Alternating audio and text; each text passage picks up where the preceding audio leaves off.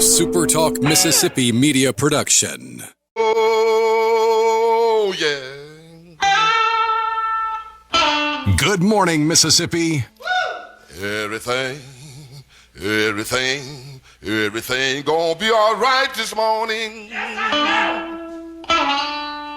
Mornings with Richard Cross. Oh, yeah. Here on SuperTalk Mississippi.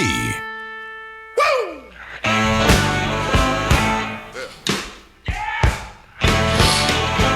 Now, when I was a young boy, at the age of 5, my mother said I was gonna be. Once again, we meet Mr. Bond. Yes, sir. But this time, the advantage is, well, apparently no one's. If you're following the headlines, good morning on a Friday. Dave Hughes here on Mornings. And over in the other half of the booth, if you will, his special box where he gets to actually control everything. I just sit here and perform like a trained monkey. We've got Lance Talbert. How you doing today? Yeah, nice to hear from you and see you again, buddy. It's been a couple of days. It's been a wild couple of days. It's been a long time, hasn't it? Yeah, I mean, a lot happens in a couple of days these days. I told you before we came on the air, I have never been more professionally frustrated in my life than being here Tuesday with you. We did mornings, had a good show, get done, and later that day, we have infected monkeys escape from an accident. I have never been more depressed in the last 5 years. I mean, it's just absolutely unreal that they would take the opportunity away from me, a huge monkey fan, to just go hog wild about that story on the air, but I didn't get to. You know, we haven't heard of any belts or boots being made yet, so I imagine that they're still on the loose because knowing some of our residents here and citizens, they would have taken great pride in taking out the monkey, and it would have been, the head would have been at the taxidermist this morning, and there would have been some leather maker making some boots, a purse, a belt, something out of those rhesus monkeys. I'm just going to say that's not out of the question because 3 are still missing. That doesn't mean they're roaming loose. They could be getting prepared right now.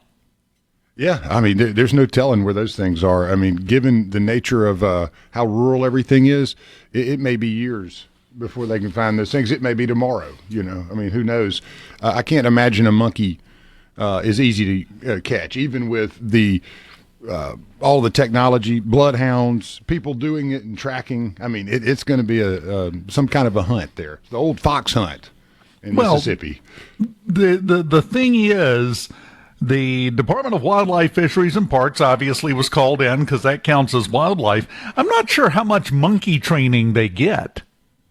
I can't imagine it's much more difficult than you know, like handling a hog or a bear or something. But much sneakier, right? I mean, you're going to deal with darts probably, or they're going to just shoot them because they took them out, right? I mean, didn't they? A lot of them they just took them out. Yeah. So, just finding where they go. I mean, you got to remember, monkeys get up in trees, and we have some pretty big trees here. So, I mean, it's like a cross between squirrel hunting and fox hunting. You know, I mean, it's a new thing here. It's new. I have an entire mental image of a monkey hunt going on. Exactly. I mean, it's got to be like a raccoon, squirrel, fox hunt all wrapped into one. I just, the entire thing was so bizarre. I have talked to people, some of my friends around the country, since that story broke earlier this week, and all of them, the first thing they have said was, okay, is this for real? I mean, you're there. Is this an actual, this really happened? Yes, we have monkeys running loose right now. They're running around, man, and I'm telling you, it's, if I were one of the many Mississippians out in the woods, you know, it's bow season right now. So I can't imagine sitting in a tree or in your tripod stand or your new redneck stand. You're about to doze off. You may have a little schnapps, you know, in there with you. You may even have your phone on listening to something, and all of a sudden 3 monkeys come scooting through your food plot. I mean, what would you think? The mental image I have when you started that's why I started laughing. You're sitting in that tree stand. You're kind of dozing off. The caffeine hasn't really kicked in yet. It's not cold enough to keep you awake yet. but you're kind of half in, half out of consciousness at that point.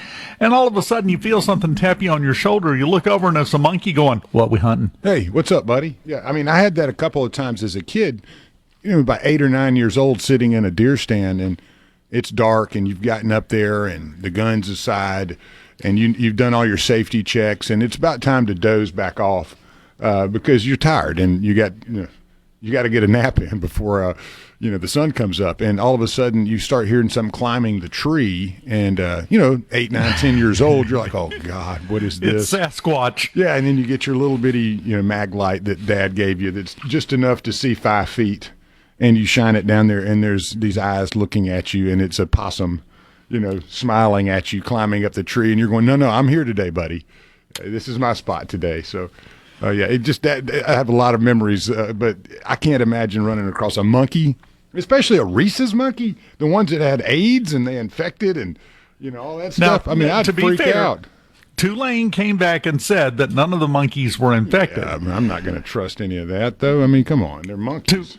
Tulane, of course, also said that they wound up 100 miles from Jackson by leaving New Orleans and heading to Florida. So I'm not sure that they're a trustworthy source on this whole story. None of it really makes a lot of sense to me. I mean, nobody wanted to take responsibility for whose are they? Does anybody know? Because Tulane said they're not ours, and we're just kind of transporting them, and it's a weird story because no one really wants to say, "Hey, they're ours, and we really need to get them back." Or, by the way, just shoot them if you see them. We don't need them that bad.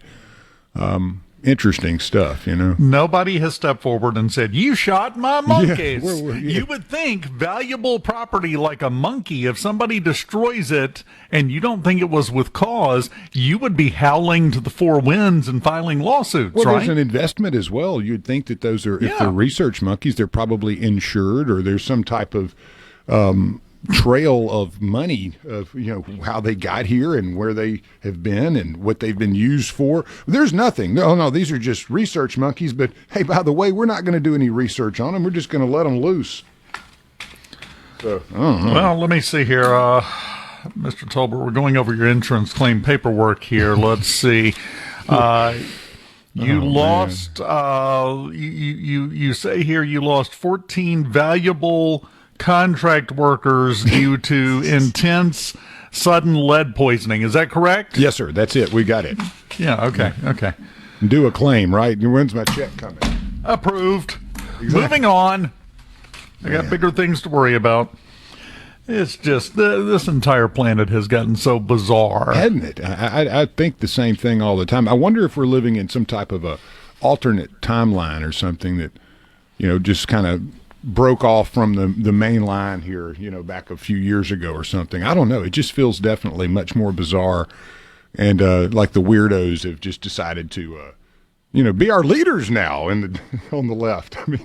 Anytime I watch, hold on. I could have a long conversation with you about alternate timelines and divergences and all of that stuff, but I think you're conflating timeline confusion with stupidity. I think that's where the problem's coming in here for you. Man, I don't know. It seems like a jumbled mess, though. Anytime I listen to, say, Pelosi or Schumer or Jasmine or really anybody on that side of the left, it's a head scratcher. You wonder how you got this far away from normalcy, but we did, and like you were saying, it's kind of a bizarro world. Well, this is what happens when you stop thinking for yourself and you buy into ideology and you start going by, and I've talked about this a million times, this is what the extreme left does in every situation. They don't go by results, they go by process. Yeah, well, in emotion, As long as we run the practice right, as long as we take all the steps and all of our uniforms for practice are clean and everything is full and everybody is happy, who cares if we win the game? Yeah. That's kind of the approach of the left right now. And the one hallmark of not caring if you don't win is not winning. Well, and that's what they're doing right now. Well, and if you don't care, if you don't win, then you're getting a trophy anyway, generally. That is a great point. Yeah, you've got your trophy already over there, so winning isn't really that important. And I believe that's where the Dems are right now. I think you're exactly right. That's a great addition to that. Great point. Thank you, sir. It is a Friday. Well, one of us has to be thinking. I'm glad today it's you. You're up on the rotation. Well, man, I'll say it's going to be a fun weekend. Hopefully the weather will hold out for us. It doesn't look too bad. Patchy fog and stuff today. Lows around 67 in the east part of the state. And then we'll have football, obviously, but it looks like pretty good football weather for the weekend. 42s tonight. For Halloween, so bundle up. Doesn't look like much showering or rain until maybe tomorrow, like around Greenwood. And then let's see here, maybe some sprinkles tomorrow night in Shibuya. And I also had, I thought I had one for the coast here. Well, I'll get that for you. But yeah, it doesn't look like too much rain. Should be nice and crisp and a great night for Halloween. It's going to feel like Halloween. Yeah, finally, huh? Which is fantastic. Of course, it's also the end of high school regular season football for most teams tonight. I think all of the teams. And it's going to kind of feel like football weather, too. Oh, yeah. Not sure how we pulled that off. All right, we're just getting started, and we will continue that slow, laborious process when we return here on Mornings.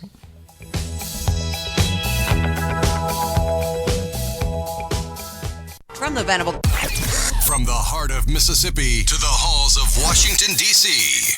This is Mornings with Richard Cross, your source for hard-hitting political insight and unfiltered truth. Now, here's more on Super Talk, Mississippi.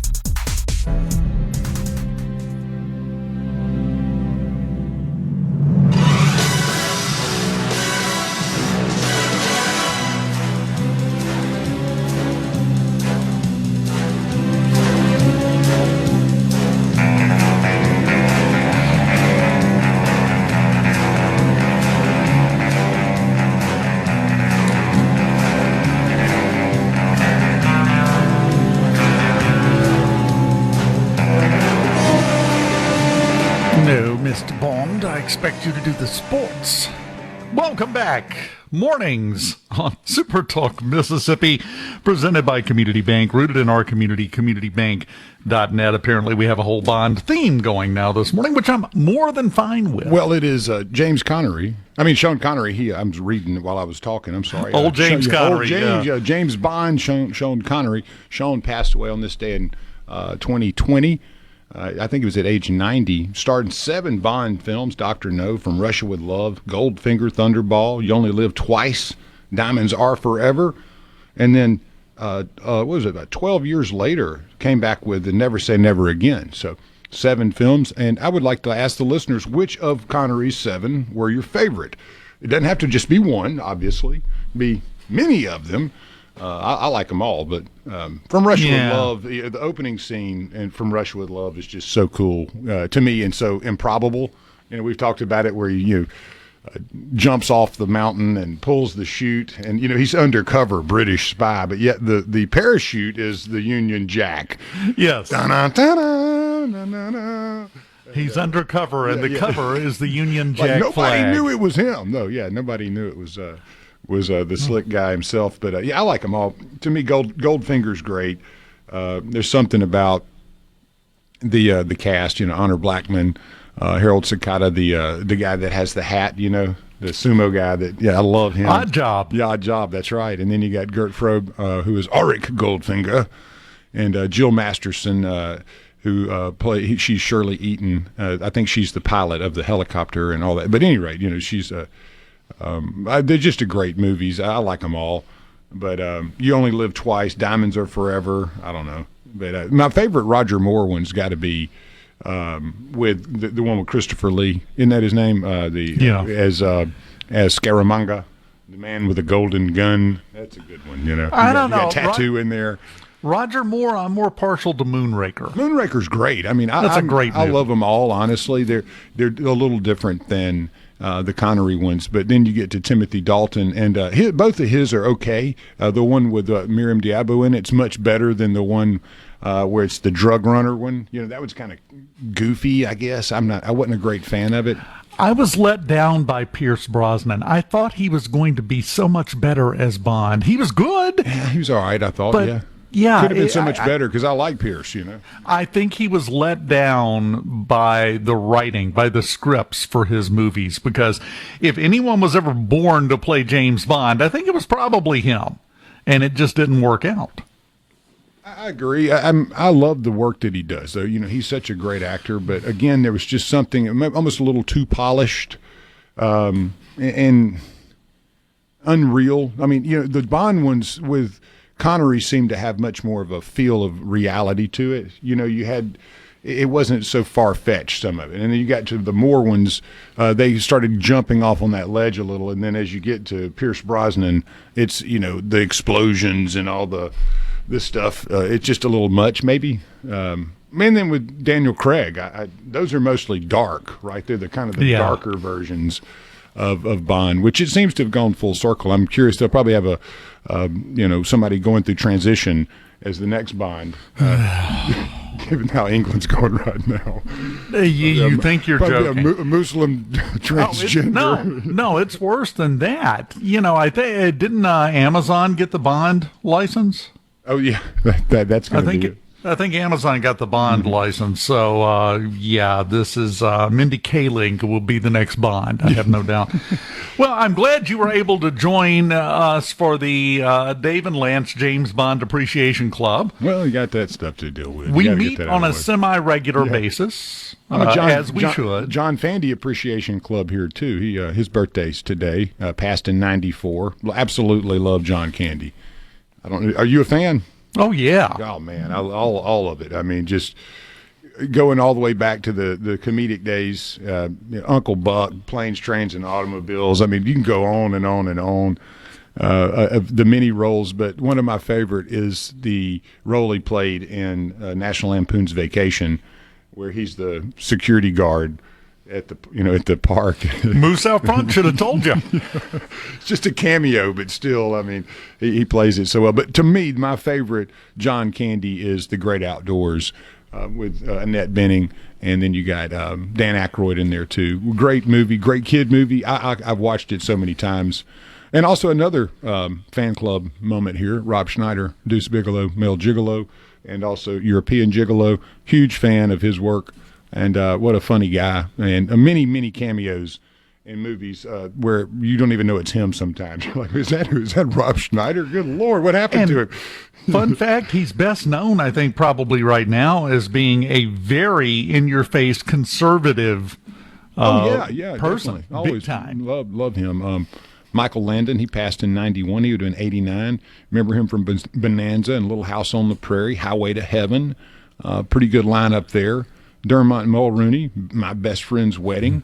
That's a pretty good one there. As far as actor, he goes way back. And I knew there was a couple others in here. Let's see. U2's Larry Mullen is 64 years old today. And let's see here. Peter Jackson, that was one of the big ones there. Lord of the Rings, Hobbit, he's 64 years old. The late explorer, Christopher Columbus, passed away a few years ago. A couple of years ago. For finding America. Pretty big deal. 1506. Don't get me cranked up on this again. He found America like third at best. Maybe, yeah. I mean, there's no telling how many people have found it before him. We're called America after Amerigo Vespucci, not Columbia after Christopher Columbus for a reason. And technically, we should be called Ericsonia because Leif Erikson was here a few hundred years before either one of them. But no, let's give the guy who's best friends with the royalty in Spain the naming rights. That's the way the world works, right? Yeah, I think the Vikings probably met the Indians here, from what it looks like. So long before that happened. But we have revisionist history because it's the one who paid for it. I guess the exploration. And the king had to lay out the treasure and make a big deal. Now, it wasn't the guys that just stumbled upon it, this huge continent, and walked across half of it, leaving stuff everywhere. No, they didn't find anything because they weren't funded to find it. But you know what's fascinating to me? And that's one of the reasons Amerigo Vespucci wound up with naming rights for North America, South America, Central America. They just put his name on all of it. He was also funded by the government in Spain, by the royalty. But he didn't get the permanent recognition. It's just an interesting situation. All that stuff was very interesting to me because you're always, especially back in those days, pre-colonial, where all these city-states and kingdoms were trying to figure out who had the most. They're all fighting each other still. So when you could come up with something like that presented potentially riches that you've never heard of before, I mean, wow, you got to write the check for that, man. And borrowed a bunch of money. Yeah, borrowed a bunch of money to do it too, which in many cases was a lot of the forerunner for all of the wars that happened in Europe after. So you borrow a lot of money and you owe a lot of people and you can't pay it back. Usually, bad things happen. America, pay attention. I was about to say, that doesn't reflect on current events at all, Lance. Pay attention, America. Dan Rather, 94 years old today. And Jane Pauley, newswoman and TV personality, 75 years old today. She was on TV like every day forever, it seemed like. That was just one of those folks that you saw and you were comfortable and always was right there. And then one of the weirdest people on the planet. He would have been 99 years old today, passed, thank God, in 2011. DJ Jimmy Savile. Oh, wow. Yeah, what a weirdo, man.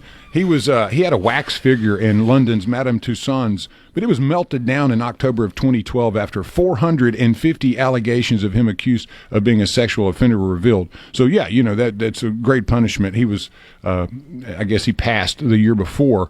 But they melted down his wax figure. That's great punishment for Jimmy Savile. But I've watched a few documentaries on this guy. Lord have mercy. If you were standing next to him, you better hope he didn't bite you or something. I mean, he looked like one of those rhesus monkeys, man. He was certifiable, literally certifiable. I mean, if you looked at him, you would be like, man, do I got to talk to this guy? But apparently he was extremely popular for a while and did all kind of crazy stuff. On the bright side, though, he also now has been melted down. So it works out. Yeah. Took long enough. Thank goodness. 1918, the worst global epidemic of the century was the influenza. Killed 20 million people before it ended in 1919. Spanish flu. You got it, buddy. And then in this day, in 2019, U.S. House of Representatives vote to formally impeach proceedings against President Donald J. Trump. Worked great. Yeah. Good job. Welcome back, Prez. You morons. How much money did that cost? Yeah. How much political capital did that cost? I think we're seeing that play out right now. You got that right, buddy. We continue on your Friday morning here on Mornings. SuperTalk Mississippi. Keep it here.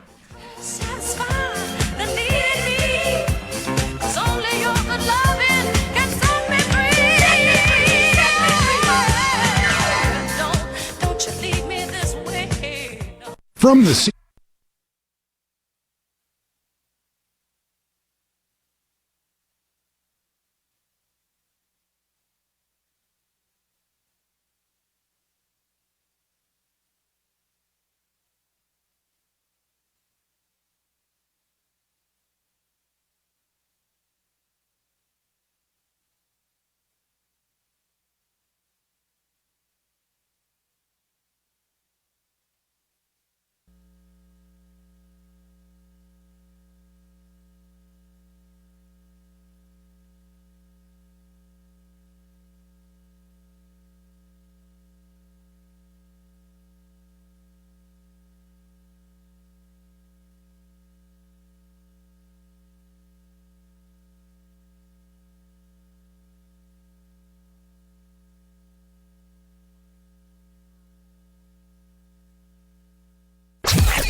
From the heart of Mississippi to the halls of Washington, D.C., this is Mornings with Richard Cross, your source for hard-hitting political insight and unfiltered truth. Now, here's more on Super Talk Mississippi. Welcome back to Mornings. Super Talk Mississippi on a Friday morning, a Halloween morning. I'm going to take a wild guess, Lance, and say you're not going trick-or-treating tonight. No, I just got all the candy I need. I mean, the Butterfingers, and I got the little bite-sized Butterfingers, and I love the Baby Ruth little bite-size. They're like perfect, man. And so, yeah, I've got enough candy that I probably ought to quit eating candy for a couple days. Been crashing out at about 2 in the afternoon. I'm a Twix man myself. I love a Twix, man. I mean, love it. The little single bite Twix are great. And here's the thing. Twix is a little better to me. It's good no matter what. It's a little better to me if it's chilled. Oh, yeah, yeah. I mean, I'll take a Twix. It's awesome to get like a Blizzard, and then like dip your Twix in it and eat your, use it as your spoon. It's like when I go to the Mexican restaurant, they're like, yeah. When I go to the Mexican restaurant, they're like, hey, do you want a fork and all that? No. I mean, chips, the chips are my fork. It's kind of the way I look at a Twix. It's great for dipping into stuff, and it's so good. Reminds me of that old candy. I don't even know if they do this anymore, where you had the candy stick and you licked it and then you dipped it into the candy powder. Oh, yeah, man, that stuff. How are we still alive? You remember they had that, and I would actually throw the dust away and just eat that sugar stick. It's the best thing ever was the little white sugar stick, man. It's like, what is this made of? I don't know. It's basically candy corn in a different format. Of course, if you want to go down memory lane, I got these when I was a kid. I don't think anyone's handing out candy cigarettes anymore. Mm-mm. I did see an advertisement on X the other day. Was a throwback to the old candy cigarette, and it had the old box with the guy on it. It was like the white box with the red kind of, and it. Yeah, I love those things. Were great, man. Back in the day, the ones that had the little paper slip around it. Yes, that's and you could what I was about to say. You would blow it, and it would have the graphite dust come out the other end. The dust would come out. They had the ones that were just one solid piece. Yeah. And they painted the end red so you could pretend. No, that was just gum. That was basically just like the gum one, if I remember. Yeah. Yeah, but it had a little slip on it. I mean, that was tech. Yes, that was high tech. You were high rolling. You were one of the rich kids in the neighborhood if you got a pack of those. You got that right, man. That was like if you went and got a slushie and one of those, you were living the good life. It's like you'd say, oh yeah, man, give me the blue slushie. And then you had that, man. You're living great. Going to gas stations back then, though. I mean, the candy aisle was very different, if I remember. Oh yes, very different back in those days. I will say, and I see people talk about these sometimes online on X and Facebook and everywhere else about candy cigarettes, and there's a recurring one that I keep seeing people blasting for good reason because they say, after a real hard, stressful day of preschool, sometimes you had to knock back half a pack of these just to take the edge off.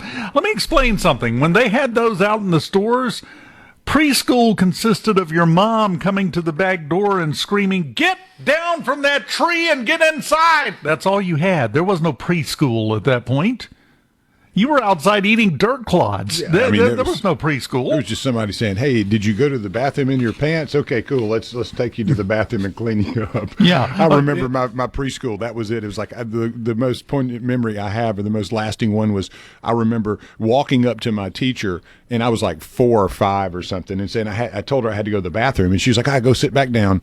And I went in there and I left a pool right there at that seat. And I remember my mama had to come from work and bring me clothes and everything. And she was happy. No, there wasn't a problem, man. It was like, it happens, but yeah, that was preschool back then. I don't remember learning a whole lot, but it was more, no. Yeah. And then I went to like a little church after school thing. And I remember watching the news and being mesmerized because I would sit there for, my parents both worked. So they'd get off 4:35 and my mom would come pick me up at Epworth Methodist Church over in South Jackson.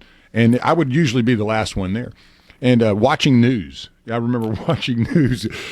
I thought that was all that television was at that age until football came on. That was about the two things. And but I remember those days so well. But sitting there watching the news, and the news wasn't like it is now back then. No. It wasn't. I mean, no. They would never have sat a kid in front of a TV at a church if it was bad. But you couldn't do that today, I mean, you couldn't do it. Well, I'm sorry, today it's just going to sit there and program them for the next 30 to 60 minutes. That may be why I like research so much and digging around from the I don't think that's it. Having gotten to know you, Lance, that's not it. You like research because you're nosy. I am, yeah. I like to know things. I also, and I don't mean that in a negative way. Yeah, I want to be informed, and you want to know what's going on. Yeah, man. Well, we did have some sporting events that happened over the evening and will be transpiring over the next few days. The big World Series, that'll commence again this evening. Toronto, and possibly end. Yeah, Toronto be leading that 3-2 and are looking. I mean, I made the comment the other day after the 18-inning game. I felt the Dodgers had the edge on that, but it seems that Toronto came out the other side feeling better about themselves. both teams are playing good baseball, but the Blue Jays look to be a little stronger right now. As soon as I say that, the Dodgers put 20 on them tonight. So we'll wait and see on that. 7 o'clock, Fox, Toronto is where the game will be held. And if you're in the area, $1,000 ticket to get you in the door. Probably the nosebleed section, but, that's a pretty big deal. We had a couple college football games last night, Marshall and Coastal Carolina. Marshall dropped that one 44-27 to Coastal. And then Tulane and UTSA tied up last night. UTSA won that one 48-26. Got a few games tonight. Memphis at Rice, 6 o'clock. Memphis number 25 in the country. North Carolina at Syracuse. You can get in the door of that one at the JMA Wireless Dome in Syracuse, New York for $5. Sam Houston at Louisiana Tech.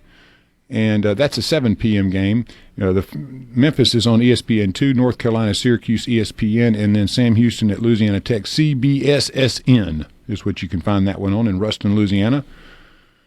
Bunch of ball games tomorrow. We'll get to those in just a second, though. But I also wanted to mention that my boys, the Ravens, won a game last night. That's kind of hard to believe. It had to happen eventually, right? Yeah, as Lamar said, all of them are do or die at this point. And they dooed last night. Baltimore won that one 28-6 over the hapless Miami Dolphins. Tua had 261 but had a pick. But I'll say this, Lamar looked like Lamar last night. I mean, it was like 18 of 23 with 4 touchdowns. Derrick Henry was a man-child, as he always is. So it'd be interesting to see how the Ravens play here on out with kind of their backs against the wall. Talented team, though, with a lot to play for still. And it's been a minute since Jackson has looked like Jackson. This season, I mean, that's my team, and he's my guy, but I love the offense they run. I love the multiple tight ends and the heavy running and the intermediate to long passes in the middle of the field. I've always liked, but, man, they have struggled this year. And but like you said, last night, finally kind of got back on the horse, and maybe that'll be what you need to see some W's coming. But we have a pretty busy weekend in the SEC this weekend. Let's see here. I got that for you. Vanderbilt at Texas. Vandy's number 9, Texas 20. 11 a.m. breakfast bowl. $122 gets you in the door at Texas Memorial Stadium in Austin, Texas. Texas is favored 3.5 on that one. Georgia number 5 at Florida. 2:30 football game. Mississippi State at Arkansas. That's a 3 o'clock game. South Carolina at number 7 Ole Miss 6 p.m. $72 if you're around. Get you in the door there. Ole Miss 12.5 on the favorite there. Arkansas is a favorite over State, 5.5 points. Number 18, Oklahoma, takes on number 14, Tennessee, at Tennessee. That is a 6:30 p.m. game. And then you have Kentucky at Auburn. Now, Kentucky not having a great season. Auburn 4-4. Auburn loses this one. I imagine the heat on the seat be a getting hot over yonder on the plains. So we'll see how that goes this weekend. And also, I want to mention our Sun Belt schedule this weekend. You got, we talked about Marshall at Coastal, James Madison at Texas State. That was the Tuesday game. JMU, whew, that's a dang fine football team right there. They won that one 52-20 over Texas State. But the rest of the lineup for the weekend, Old Dominion at UL Monroe, Louisiana at South Alabama, and Arkansas State at Troy. And that's what I got for you right now. And one other thing here, Delta State having one heck of a season right now, 7-1. They got the University of West Florida. Be hosting them in Cleveland November 1st, Saturday at 3 p.m. So if you're in the neighborhood, get over and root for the Delta Statesmen or the Fighting Ochre, whichever you prefer. I'm a Fighting Ochre man myself. And a quick note in case you didn't hear the news that broke last night, LSU, after Governor Landry got on athletic director Scott Woodward. Well, LSU parted ways with Scott Woodward last night. So plenty of job openings available for those looking to work down in Baton Rouge. Up next, well, you might not have to work if you play your numbers right. That's what we're talking about with the Mississippi Lottery. Next on Mornings. Keep it here. From the Venable Glass Track. It's time to get real. Keeping it real It's time for you to get real with it. and keeping it Mississippi. Your voice for statewide and national politics. Yes! Mornings with Richard Cross on SuperTalk Mississippi.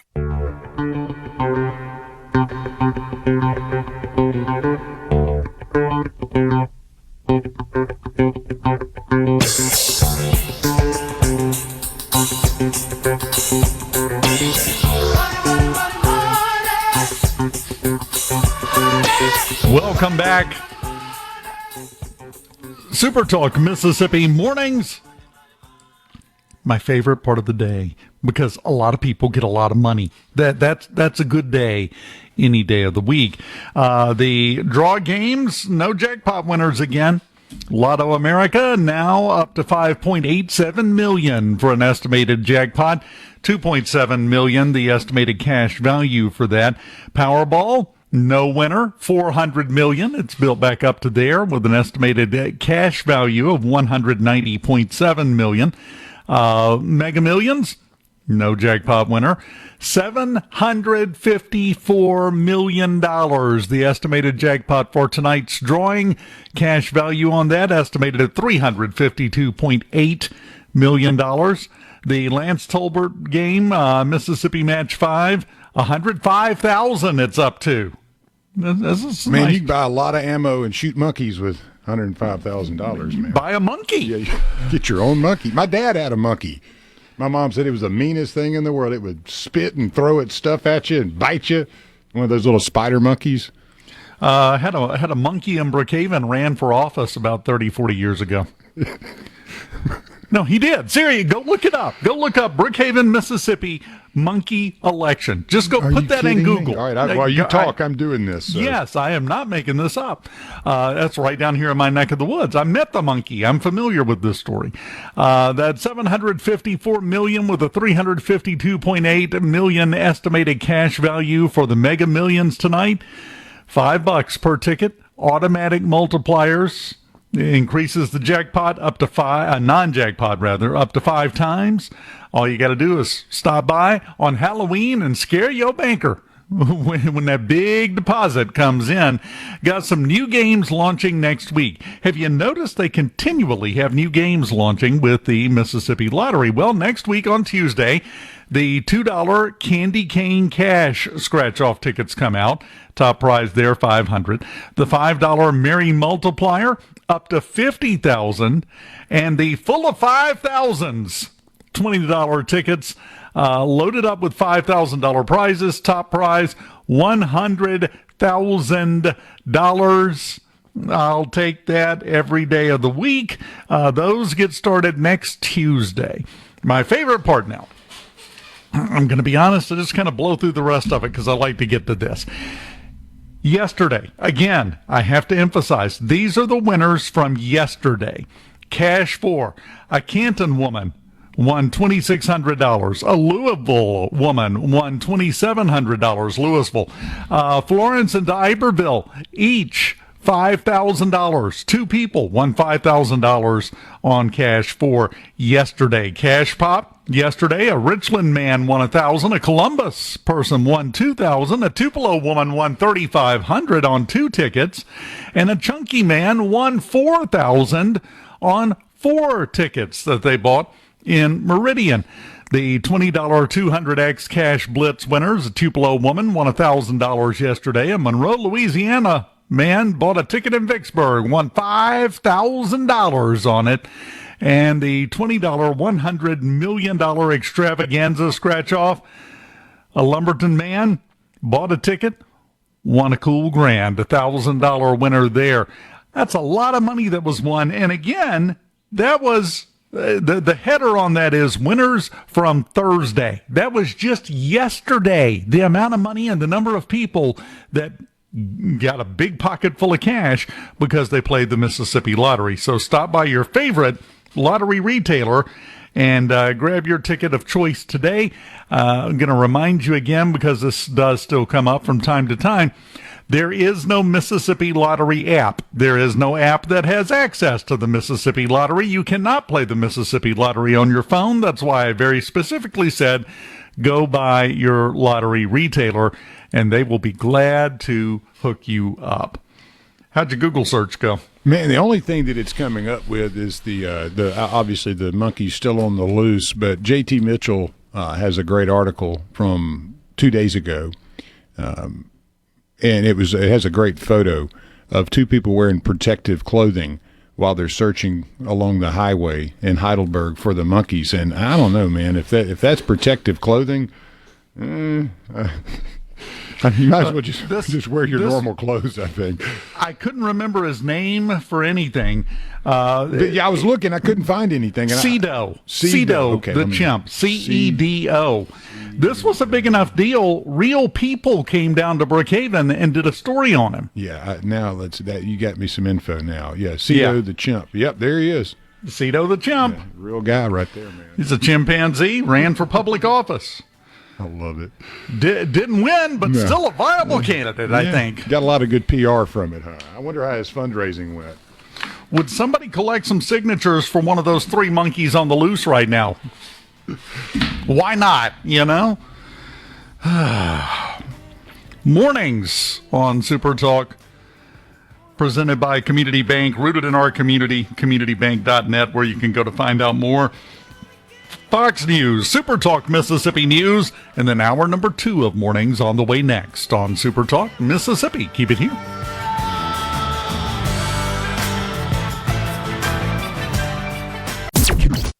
The views and opinions expressed by the hosts, guests, and callers on this show are not the opinions of TeleSouth Communications, its management, or advertisers. From breaking news to bold opinions, Richard dives into the stories shaping Mississippi and the nation. Now back to Mornings with Richard Cross on SuperTalk Mississippi.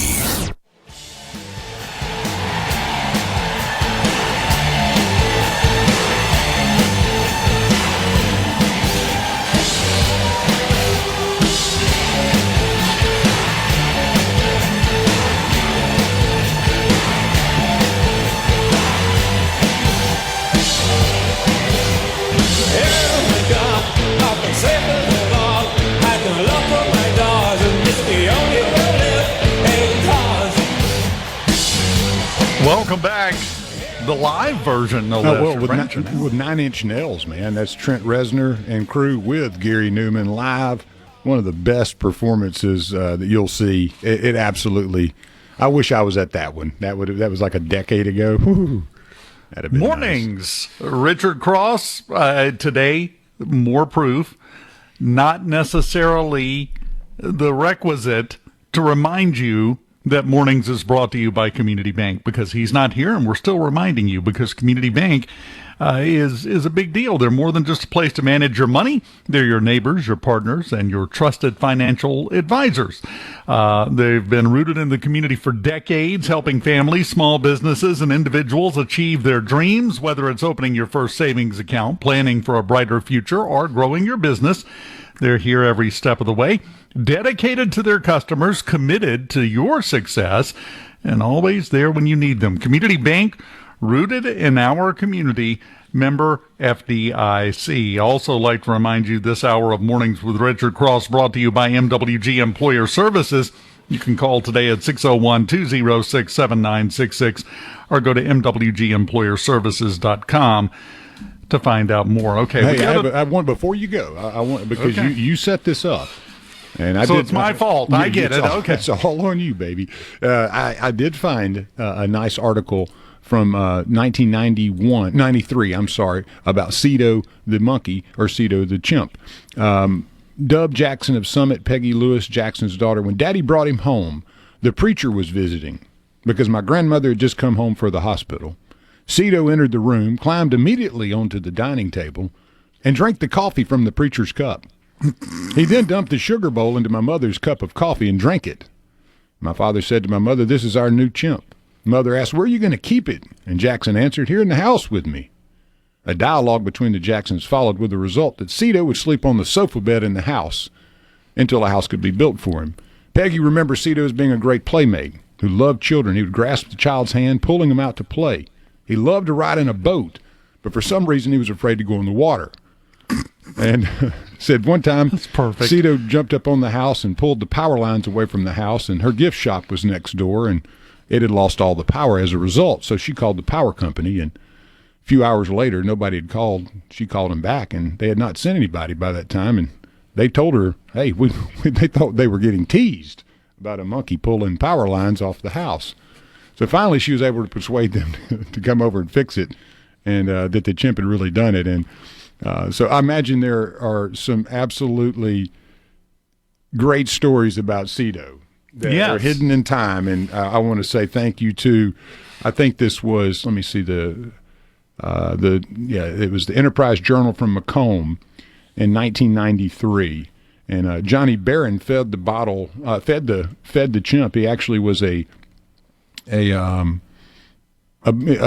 chimp that had been abandoned at about 6 months old, and he, being an oil field worker, Mr. Brister, brought the chimpanzee back about 6 weeks or a little older maybe, and he was in the oil field business, and he rescued it and took care of it. So very interesting story. I'd like to learn more about that. That's phenomenal. Thanks for mentioning that this morning.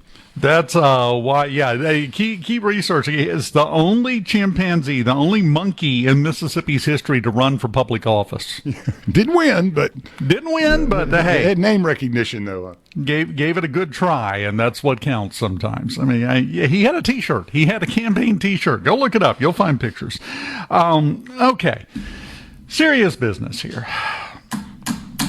We got to talk about this story that broke yesterday. And then late yesterday, we got details. We had the press conference of the law enforcement officers who were arrested by the FBI yesterday. It wasn't no small amount of them either, was it, Bud? 14 current or former law enforcement officers plus 6 co-conspirators, a grand total of 20 people arrested, including 2 sheriffs. Highway Patrol was in there. A highway patrolman was involved. Across the board, Department of Corrections, it was a little bit of everybody. That was, when I read that, it was one of those moments, an epiphany moment, where you're going, yep, kind of knew it was going on, and it took the feds coming in to actually crack open this egg and find what was inside of it, and it stinks. It's bad. Well, and when you got that many, there's got to be more, Bud. The most interesting part of the entire story, do you know how the investigation got started? In case you're not familiar with it, they actually set this up, contacted, according to the FBI and the acting U.S. attorney, they contacted some law enforcement who then went down to Miami to meet with what they thought was a Mexican drug cartel person to arrange this deal, to escort drugs through the Delta safely, make sure they didn't get pulled over. That's the barest of bones details about this. Do you know how they decided to set that up and how it came to the attention of the federal authorities? Did you catch this detail? My assumption was that they likely were able to get some of the people that were dealing that got caught to turn and say, hey, these are the guys I've been dealing with. But I don't think that's what happened. So why don't you explain that?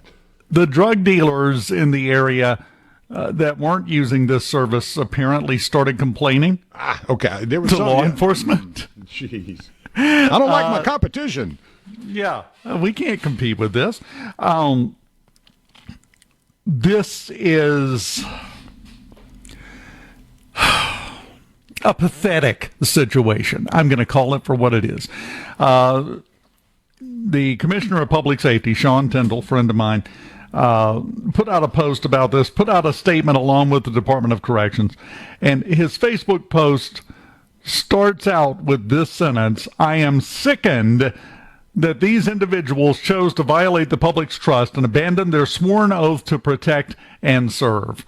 I think everybody can agree with that. And everybody else has come in. Likewise, the Mississippi Association of Chiefs of Police, Chief Billy Seal from down in Long Beach. He's the chief there, and he's the head of the president of the Mississippi Association of Chiefs of Police, also put out a statement calling the arrests serious and disappointing. He does make a great point, though, in his post and says, let one thing be clear, the wrongdoing of a few does not define the many. Well, the few is a handful. That was more than a few, but yeah, just to be clear.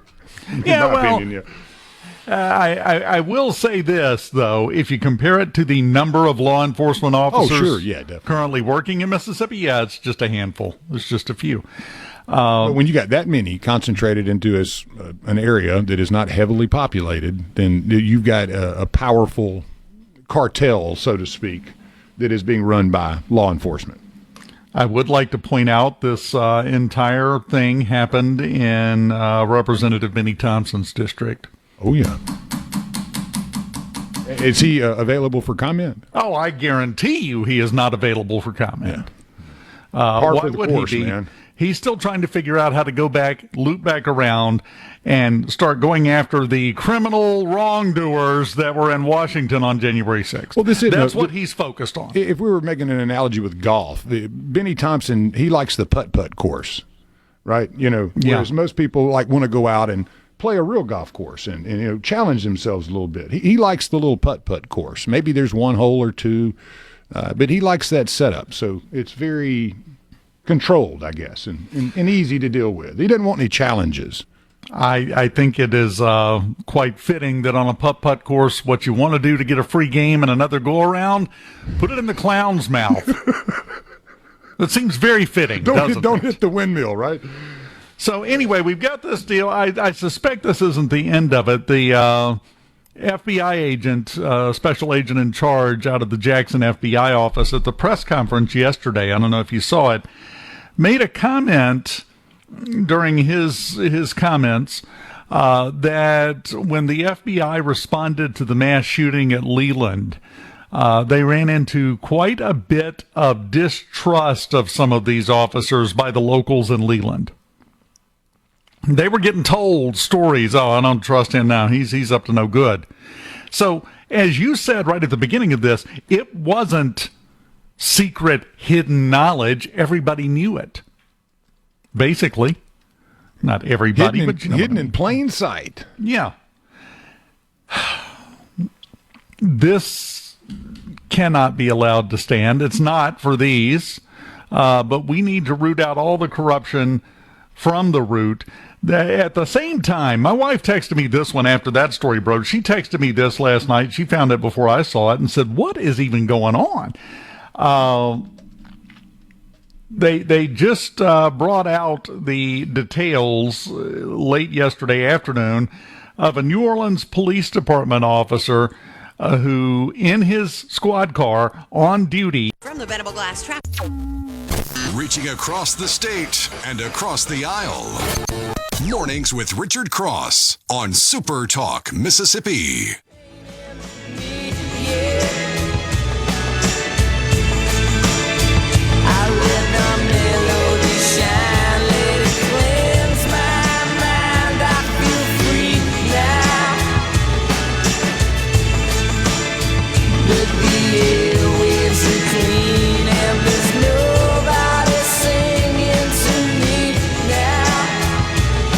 Welcome back, Super Talk Mississippi mornings on a Friday morning.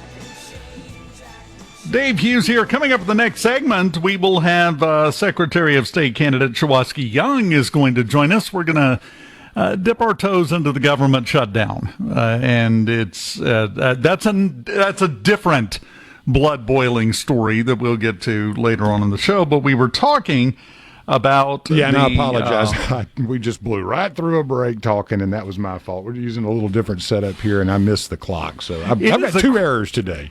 It is a crying shame, too, because the 2 or 3 minutes that you and I just kept talking, we didn't care if anybody could hear us. That was good stuff. And now we got to go back and try to reconstruct it. But we are destroying the faith we're supposed to have in various officials. That's been going on for a while politically. Now it's starting to come out on law enforcement. That's the people you have to be able to trust. And every time this happens, something like this, it erodes that trust a little bit more and more and more. And before you know it, we've got real problems. Well, you also not that these aren't, but still. I think that it's also a situation where we had this national defund the police mindset for such a long time here under the previous administration. And you create a situation there where potentially those that are enforcing the law and there to protect and serve feel as if, and this is no excuse, that their job isn't even wanted. They're not needed. They don't, there's no respect there. Therefore, they go, hey, why don't I just go do what the heck I want to do? Yeah, and again, I'm not saying that's an excuse, but some weak-minded souls may need that. that pat on the back occasionally, that, hey, thank you for not getting it, being put into that corner. Maybe that's one of the things that pushes people into craziness and doing things that normally they wouldn't do. Maybe so, but that excuse doth butter no parsnips with me in the state of Mississippi. Oh, I agree. Didn't really have the defund the police movement. No, you didn't. I agree. I mean, I think it's an interesting concept, though. But what would stimulate the mind if you thought you had a potential to get caught? Also, is the other point. If you knew that, these people never get away with it forever. I'm going to tell you a little secret here, and my dad told me this. He was career law enforcement. And we were having a conversation one day. To be a really, really good, effective law enforcement officer, you have to have a little bit, the phrase he used was, a little bit of dirt on your soul. You got to be able to think like these people. You got to be able to understand these people, where they're coming from, talking about criminals here to a certain extent, but still hold yourself to a much higher standard than that. Not saying you're a bad person, just saying you can understand how bad people think, basically. You're in that job. I mean, that is your job, right? I mean, yes. It is and I worked with a couple of law enforcement folks over the years, and learning from them was always such an in-depth thing once you got them talking. And some of the things you're saying exactly to the T is you got to think like the bad guy in order to catch the bad guy. Yes, exactly. And that's hard to separate when you leave the job and go home and have to raise a family and go to Kroger and buy food and all that. Seeing people in that, you know that there's criminals out there and folks that are cops, good ones, not crooked ones. They have to have a lot of insight into. Of which, I want to interject here, there are plenty. Yeah. They are the majority. I'll tell you that right now, of law enforcement officers. That was the comment that I gave you from the Chiefs of Police Association, and the statement there, the wrongdoing of a few does not define the many. That is exactly correct. But having said that, we're dealing with people that, again, the lowest bribe amount that was accepted to be involved in helping out the illicit drug trade in the state of Mississippi was $1,500. Goodness gracious. It's not much. It doesn't seem like, then money couldn't have been the entire motivating factor. $1,500 doesn't get you too far these days. Here, I want to throw something out here. I'm going to create a little stir. I have been on for a long time, for obvious reasons and not so obvious reasons, that law enforcement officers should be paid better, much better than they're currently paid. I think some of that prevents this, and here's why. Not the reason you think, not because if you're making more money, you don't need the bribe money. That's not what I'm talking about, because this is not a crisis of financial situations. This is a crisis of character. And if you're paying rock bottom wages, what kind of applicants do you wind up with sometimes? Yeah. That pass through the system. You get what you pay for is an old aphorism for a reason. And, I'm sorry, let me put it like this. If you have a bad health problem, you've got a heart condition, you got a heart problem, you got a clogged up valve, they got to go in and fix this thing. Do you want the lowest paid heart surgeon or the highest paid heart surgeon to come in and operate on you? Which one are you looking for? I want the best, yeah. Which one is going to put you at ease and give you the confidence that you're going to make it through? The highest paid one or the lowest paid one? You don't. There is the highest paid is the highest paid because of a difference in quality in most things, right? We can't expect to pay rock bottom wages and get top drawer quality across the board 24/7. The world has never worked that way, and it never will. Yet we still seem to keep convincing ourselves, oh no, it'll be fine. No, it doesn't work that way. Well, I always make a point here and there when we talk about these things, because I always find it fascinating that if you look at the United States as individual countries, not as states in a confederacy or a union or under a federal umbrella, look at Mississippi as a standalone economy and go compare it to countries. The amount of people here that actually work in the state of Mississippi, I'm not talking about Yes. those that don't work or can't work or in high school or junior high or college, those that participate and contribute to the GDP of the state. Go break it down on your own. I want to challenge our listeners, because go look at what our GDP is here and go compare it to Ukraine or Hungary.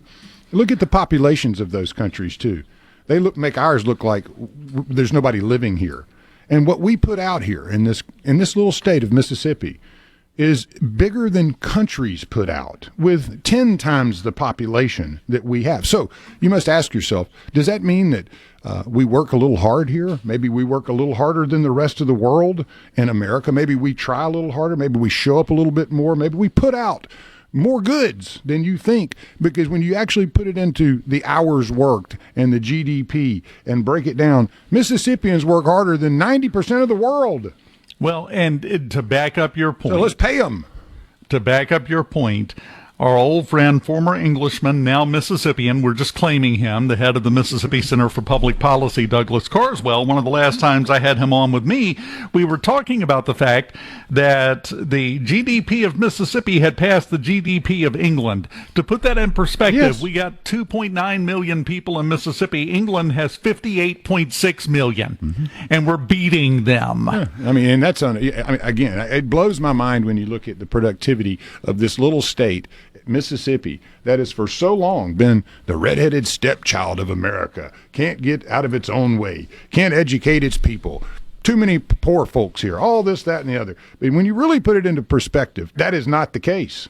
Yeah, but I'll tell you It may something be when else. you look at 50 other states, but when you look at us compared to the world, that's not the case. But I'll tell you something. I think we have succeeded to that level in spite of ourselves. Yeah, I agree. I I don't think we need to do a lot of chest beating here, because I'm sorry, we've got the lowest paid this, the lowest paid that, the lowest this, the lowest that, and still we are succeeding at that level. agree. Imagine if we did things correctly. What would happen? The explosion that we would see. And also, I think, imagine if the federal government spent your money correctly as well, that which is taken and sent there to use in the capacities that it's been used. And now we see where that money's been going all over the world. Think about it if that money would have been invested into this economy right here. Your tax dollars placed into roads and streets and bridges and things of that nature that have value to the citizens of this state, not of Ukraine or China or DEI in Afghanistan. You know? Or transgender dolphins in Rwanda. You know, Exactly. there's all sorts of things in that list that we have seen that they're still pushing. The government shut down because the Democrats want all of that back, and they won't vote to open it until they get it. Well, you do more with $1 here than you do probably anywhere in the country. All right, Yeah. so that dollar matters more to a Mississippian, to someone in Arkansas and Louisiana and Alabama. All right, it does. That actually matters more. And you think our leaders are so proud of the money that you give them that they decide to ship it off across the world instead of investing it back here where it should be. Well, that dollar has, a multiple amount. It multiplies as it's continually used and absorbed and reused and absorbed. In a very similar fashion to wishing that federal tax dollars that we give them would be used appropriately, I would also like to make the public announcement right now that Santa, I want a pony for Christmas, because that's just as likely to happen. That's where we're at right now in I want America. a white pony, yeah. Yeah. Name him Silver Nugget. From the Sea River. Mornings with Richard Cross is brought to you by Covington County Hospital in Collins, where your health matters. And now, Mornings with Richard Cross. What's up? Let's get the show going. Super Talk, Mississippi.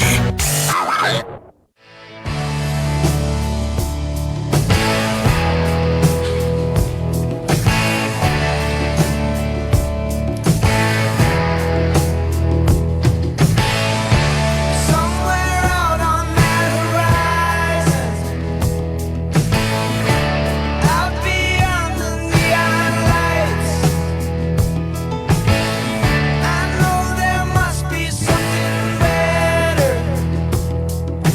Mornings on Super Talk, Mississippi. Dave Hughes with you on a Friday morning.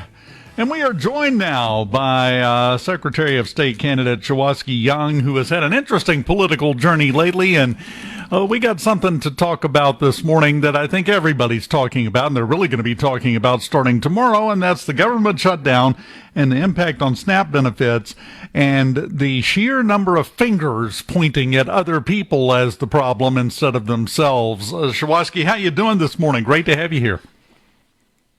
Dave, thank you so very much for having me here on SuperTalk. I'm doing quite well, and I hope you and your family are doing well as well.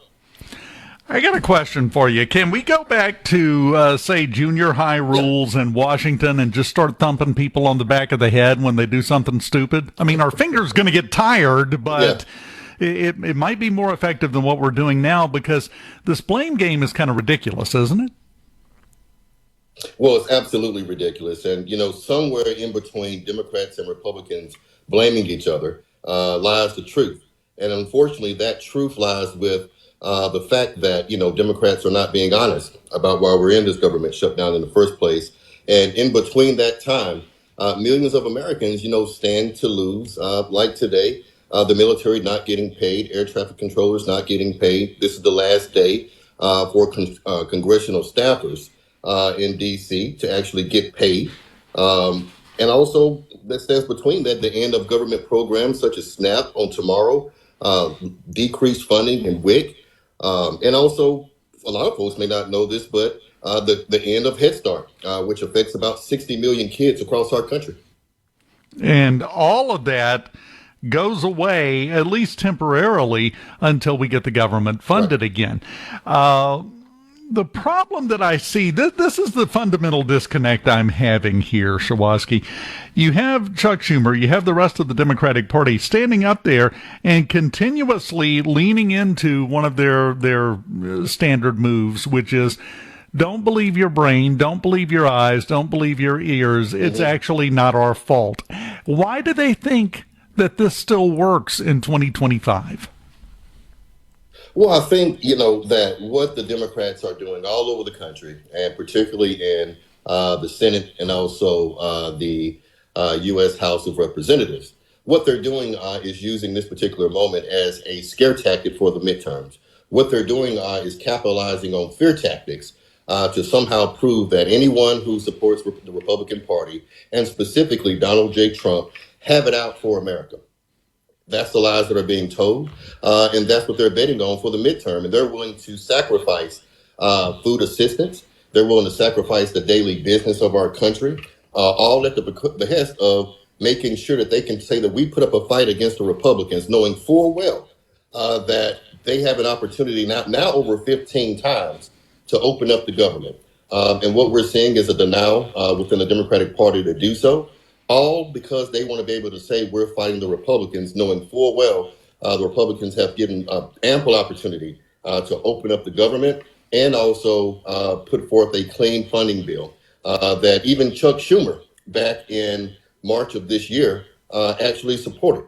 But what they want to be able to do is move forward with a far left Marxist socialist agenda that's actually pulling the party further to the left. That's the Democratic Party.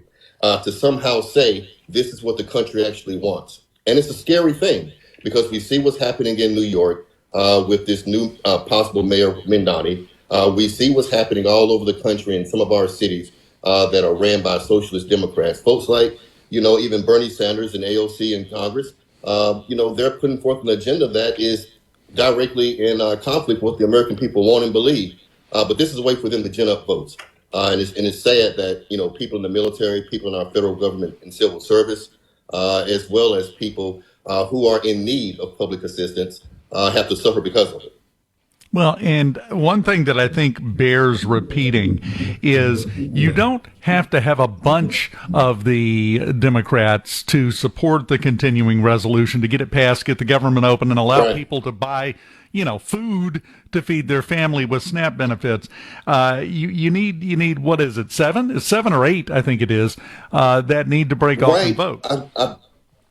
That's right. I think basically right now they have a threshold of about 5 to 7 votes that are actually needed from the Democrats to actually pass this. But here's something that's interesting. Over the last 24 hours, President Trump has gone to Truth Social, his social media company, and his social media outreach arm, to basically state to the Republicans, hey, it's time for us to use the nuclear option. And that means basically getting some type of way to get the filibuster amended or eradicated in the United States Congress, where a 60-vote majority is no longer needed, but just a majority of Senate Republicans can actually do that. We'll see if that happens or not. Certainly don't know if it's possible for something like that to happen today on the eve of what will be the SNAP benefit shutdown. But we'll see what happens. It's early in the morning. We'll see how they do. Well, and I think it's going to potentially be an interesting day. I don't think anything's going to happen because Senator Thune, the Senate Majority Leader, adjourned the Senate yesterday and sent everybody home. They're not even there. The House hasn't been there, so I don't know if anything could be done today, even if suddenly they woke up this morning and Senator Schumer's meds kicked in and he decided to do something to keep people from going hungry. So as a result, I think we're kind of stuck in this situation right now. But talking about only needing, we'll go with 7. You only need 7 Democratic votes. In times past, what you do is you go find 7 people and kind of use them as the scapegoat, and you throw them out there and say, okay, we're going to pass this. We're going to need you to vote for this. Now, I'm going to fuss at you a little bit in public over this, but it's all okay. This is all the way it works. This is just politics as it exists. So you go do that. You vote for it. Let's get things back open for the people, and then we'll move on. It just feels like that's no longer an option to the Democrats because they no longer care about the people of America. That's the image they're presenting, unless I'm misreading this, Shuwaski. No, I think that you're hitting it right on the head, and you got it just right. And I think it actually may be 5 votes that are needed. But what's unfortunate about this situation is that they know well back before the October 1st deadline actually came up about 30 days ago, that they had an opportunity to go forth and have a conversation with the Republicans about these Obamacare tax credits. And what it actually is basically the extended tax credits that are on top of Obamacare, because Obamacare is permanently funded, right? It doesn't have to be annually reallocated, but it's the extended tax credits, which, is a point of contention. And what this means is that, that some people who have Obamacare already cannot afford Obamacare. Republicans know that. They want to, make some changes to Obamacare, and the Democrats are not willing to do that. And so what they did was say, we're going to draw a line in the sand, use this for a campaign anchor for the midterms that are coming up, that if you can, not open the government, we can say it's the Republicans' fault, and more importantly, Donald Trump's fault in the big, beautiful bill, which is not true, and not open the government. And to me, that is a clear indicator that if Democrats truly cared about what they say they care about, reasons for which I left the Democratic Party because I knew it wasn't true. If they really cared about, the best interests of our people here in the United States, if they really cared about making sure that poor folks had an opportunity to, get food assistance. And if they really cared about making sure that our military was paid and the things that govern our country accordingly are in the place of business and remaining solvent, then they wouldn't do this. So I think that the proof is in the pudding, as some people say. But we see it right here in Mississippi as well. Right here in our state, all of our Republicans that represent us in the United States Congress, both in the House and the Senate, want the government to be open. Other folks like Benny Thompson, they don't, right? And they want to use fair tactics to gin up votes. They know that this is something that will make folks upset. If they say that, hey, it's the Republicans that are not caring, that don't want to see people get food assistance, that's something that could possibly gin up votes for them. You also see it from the Mississippi Black Legislative Caucus just yesterday, putting out a letter asking Governor Reeves to use state emergency funds and to meet with him or open up a special session in order to tap into particular benefits here in our state to fund SNAP programs. And it's all just a ploy. They know that that's something that comes from the federal government, not states, right? The SNAP program is not a state-funded program. So we need to be able to be honest about this situation. Well, and SNAP cannot be a state-funded program because the vast majority of states don't have the revenue to fund it. Not at the level that it's been going for a while. Yeah. We've got Shuwaski Young with us. Can you stick around through the break? I'd love to, Dave. Thank you so much for inviting. Well, I mean, we're not going to let him go off and actually live a life. We're going to keep him here talking. Shuwaski Young with us here on Mornings on SuperTalk Mississippi. We'll continue the conversation right after this. Keep it here.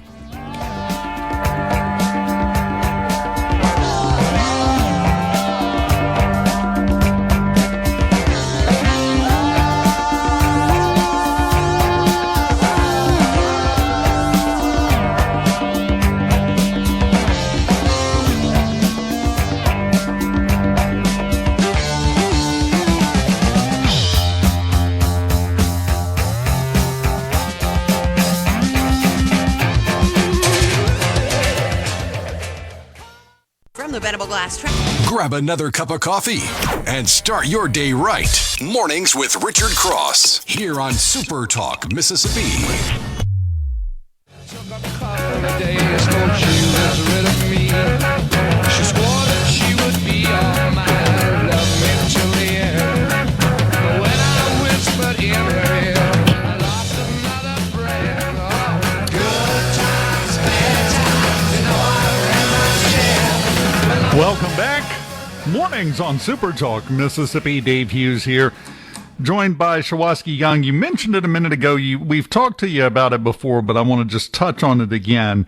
You were a part of the Democratic Party. You were active. You no longer are, and quite vigorously no longer are active in the Democratic Party. You have swapped over to the Republican Party. Was that move prompted by something as simple as looking up one day and realizing these people have lost the thread? They've lost the plot. They don't know what they're doing anymore. I'm glad you brought that up, Dave.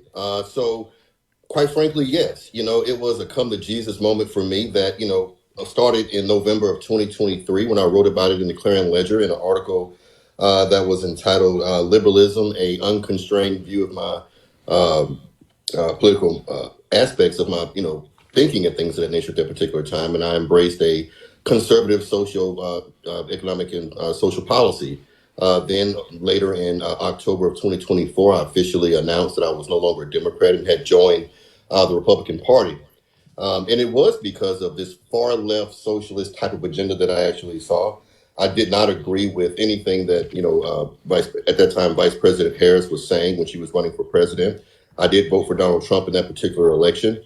And I saw that, when we're looking at, for the first time ever, proposing to, eliminate, capital gains taxes and taxing them in such a way where people can't even make money in the market. People can't, make money from their private investments in the way they actually should and are being penalized for taking advantage of a free market system. When we look at, Democrats wanting the things like abortion on demand, this entire LGBTQ and transgender agenda that they're putting forth in the country that changes the aspects of what we should be teaching our children and how we should be living our lives. It ran counter to the Christian values that I was raised right here in Mississippi, in East Central Mississippi. I'm a country boy. I grew up in Noxapater in Philadelphia, Mississippi, and I played piano in the church. I sang in the church choir and graduated from Jackson State University and got an opportunity to go across the country with some pretty cool jobs and end up managing multi-million-dollar campaigns at the federal government level for domestic terrorism and other places, managing multi-million-dollar benefits. And back home here in Mississippi, and now that I was here in Mississippi, I just saw that this is not who I am, and this is not who people want their communities to be represented by, or how we actually want to live our lives. So, I left the Democratic Party. I took a lot of flack back from that. But since joining the Republican Party, look, it's like coming home to me. I've been traveling around the state since June 21st when we announced our campaign for Secretary of State. And I've been speaking with Republican clubs all across the state since then. And there are a lot of Republican clubs that are set up going into the new year. And I think that it's going to be a great campaign. I think I'm going to win this particular race. And I look forward to being the next Secretary of State of Mississippi under Republican banner. Do you think it's a fair statement to say that for the Democrats, as they become more and more influenced by the far leftist agenda and mindset, to be welcomed by the Democrats, you've got to check all the right boxes, you've got to do this, you've got to do that, you've got to agree with this, you've got to agree with that. Whereas, as someone who has made this swap recently, to come to the conservatives, to the Republican Party, you just have to walk in, have some sense, and say, hey, I'm with you, and you get welcomed. Is that a true statement? That is an absolutely true statement, and it's especially a true statement that I want to be able to echo throughout the Black community here in Mississippi. We need more Black folks in Mississippi to be honest about what we believe in. The Black community in Mississippi is extremely conservative, extremely Christian-based, and it's extremely churched. So, those policies of abortion on demand, this idea that, this transgender community of boys and girls bathrooms and boys playing in girls sports and things of that nature are not what the African-American Black community believe. And I think that what's important for us to do is something that, I heard earlier this week, up in Oxford. I was in Oxford the day before Vice President Vance and Erica Kirk actually got there. I wasn't there for the event, but I was there the day before. And I watched it on, line like many other people did. And I think the advice that Vice President Vance actually gave, not only students and attendees, there are thousands up in Oxford, but also all over the country, was one of which that we all should take in, and one of which that has always made the truest difference in the lives of the American people, if we're willing to be honest. And that's making sure this right here. And I want to get his quote right when he said, if you care about this country, you love it enough to get involved, in the process and how we govern it. That's the only way we can save the United States of America, and perhaps the greatest contribution that you can make in the legacy of Charlie Kirk. Now, I think that is exactly what we should be doing. And we got to be involved, and we got to elect the right people in office. And the only way we can do that is getting involved in the political process, knowing who we actually are voting for and knowing what they stand for. And if you're someone like me, know that they have been tried, tested, and have stayed up at night, that, what they're saying out of their mouth are the convictions of their spirit. So that's what I, believe is the best way forward. Shuwaski Young suggest a campaign slogan for you. Just say, enough is enough. That kind of sums it up, I think. That's where we're at. I've been seeing that. I like it as well, too. Thank you so much for coming on with us, and we'll talk to you again soon, my friend. I'm looking forward to it. Take a deep dive into the news and debates driving the day, all on your ride to work. Mornings with Richard Cross, SuperTalk, Mississippi. And I don't feel left in it all. And you can't feel nothing small. Honey, I love you. That's all she wrote. Welcome back. Ran out of time. Want to remind you, last hour of Mornings with Richard Cross, brought to you by MWG Employer Services. You can call today at 601-206-7966 or go to mwgemployerservices.com to find out more. Lance, I don't know if you've ever noticed when I mess up and miss something, it's Mornings with Richard Cross. Otherwise, it's just Mornings. That's not accidental. Joining us now, excited to talk to filmmaker Clark Richey, who is joining us, the man who is, they're still hunting to bring him to justice because 3 years ago, I didn't do all the pre-reading, but I believe he killed Meriwether Lewis. That's what I got from that. Clark, how you doing, sir? I'm doing great. And we killed Meriwether Lewis, I think, 4 times in that movie and then didn't resolve it. So it was a great experience, and we followed it up now with another great project. Well, and I want to talk about that project in just a second, but before we get there, explain your journey. Where did you start from, and how did you wind up doing this and doing it well? Well, a few people have asked me how you get into filmmaking. I said, well, go be an engineer for 25 or 30 years, and then when you get late in life, just tackle what you love. And so that's what I did. I'm a professional engineer in Mississippi. I've got a manufacturing business in Guntown in Baldwin, Mississippi, and I've been doing that all my life. But I've always been interested in radio, television, filmmaking, the creative pursuits. And as I progressed through life, I renovated an old building in Baldwin into a community theater. And that sort of was the start of Six Shooter Studios. And it went from live theater and live music shows into some music videos and various things like that. A few documentaries. We followed some paranormal teams. I've done a lot of crazy stuff. But then we ended up making a movie called Mysterious Circumstance, The Death of Meriwether Lewis. A few years ago, my partner and I, Amy Gousset, who's an actress from Tupelo, she had a lot more experience in this than I did. And I learned a lot from her on it. And we made that movie, and we've just been doing it ever since 2016.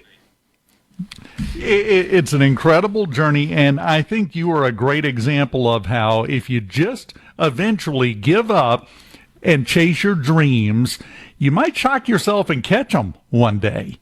And that's got to be a surprise when you wake up one morning and it sinks in, I'm a filmmaker now.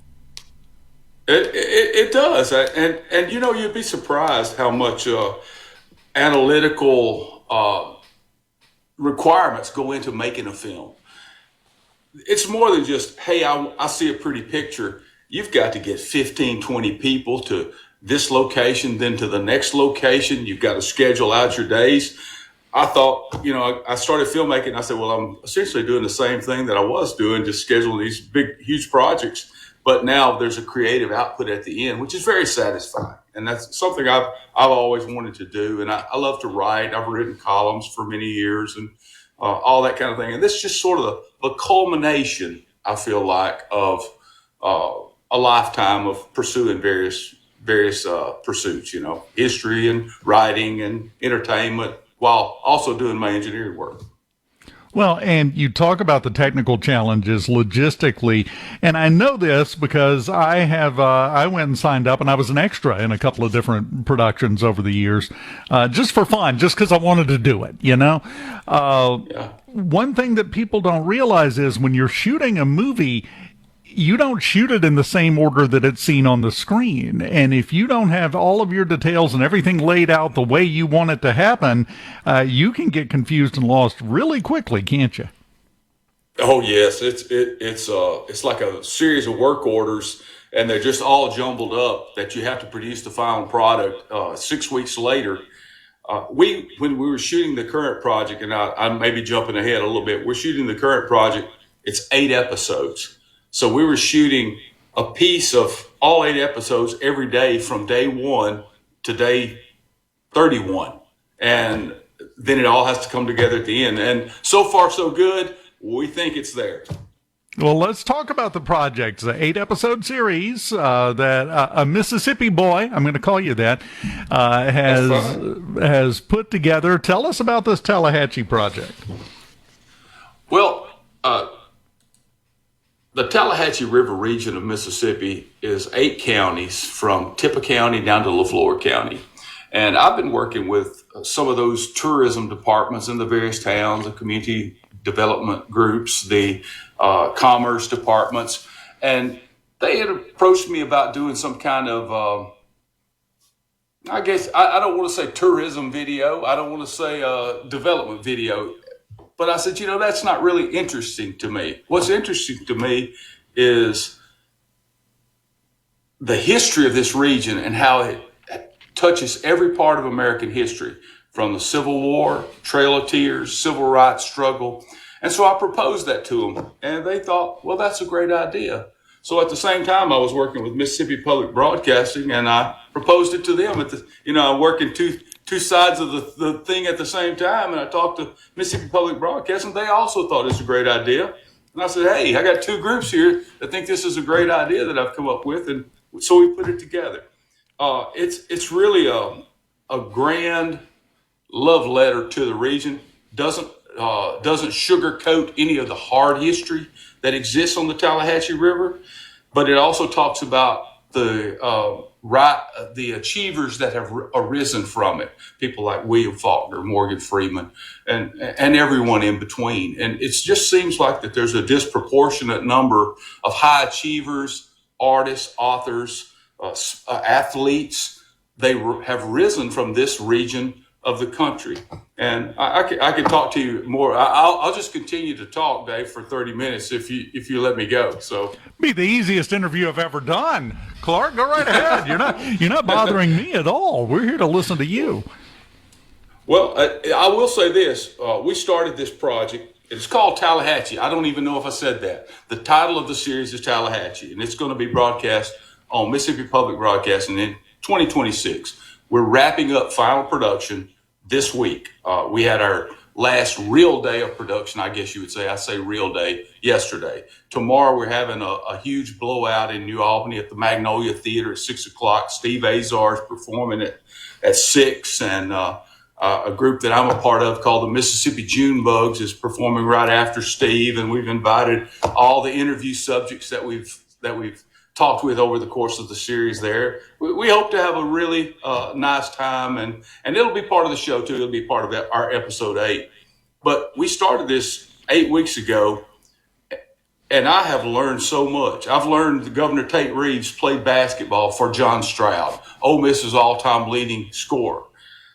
maybe I should have known that before, but I asked Governor Reeves, what's his connection to the Tallahatchie River? He said, well, I don't really know that much about, I'm not personally connected to the Tallahatchie River, but I was influenced by someone who very much was, and that was John Stroud. And the ironic thing is we had just interviewed John Stroud 2 days before. So it's an amazing thing how all of these different people are connected along this river. Well, and the river connects to the Yallabusha and Greenwood, and then becomes the Yazoo. But we stuck with Greenwood to Ripley. That's what we worked on.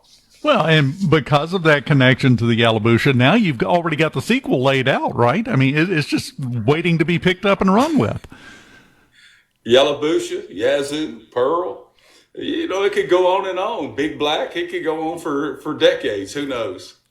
Well, I do want to point out, and maybe it's just me this is sticking out to, you apparently like projects that involve the number 8, because you got 8 counties, 8 episodes, and everything seems to come back to the number 8 on this project somehow.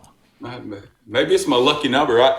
I like we started out with 8 because we thought we would make an episode about each county. And as the ideas at the very early stages started, percolating a little bit, well, it made more sense to do it chronologically and tell the story of the region from the earliest days of prehistory. We came down to Jackson. We visited the Natural Science Museum. We looked at some of the geological aspects of the region. We've talked to so many people. We've had over 60 interviews we've conducted during the course of this, while also having our host, Amy Gousset, visit all the various sites around the region. It's just been a tremendous experience, and I think our crew feels the same. We're learning things together every day in Marks, Mississippi, and in Batesville, and just every little place we visited, every little restaurant in the whole. I know more about food in this region than anybody in the world right now, I think. Boy, that's a hard life, Clark. You got to eat. It's a hard life. That's a tough road to hoe you've picked for yourself. I know. Somebody had to do it.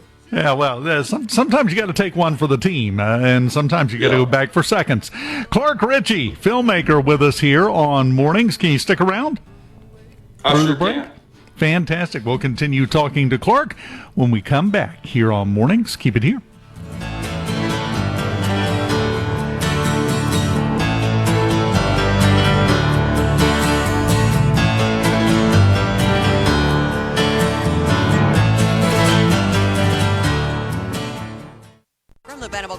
From Duck Hill to Alligator, Mississippians start their day the right way. Mornings with Richard Cross on SuperTalk, Mississippi.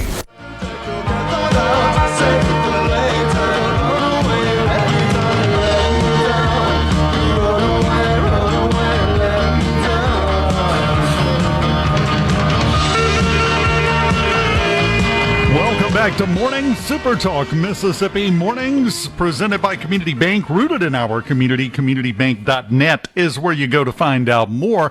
We've got Clark Richey, filmmaker. He is Six Shooter Studios. I'm not, casting away everybody else that contributes, but it's your thing.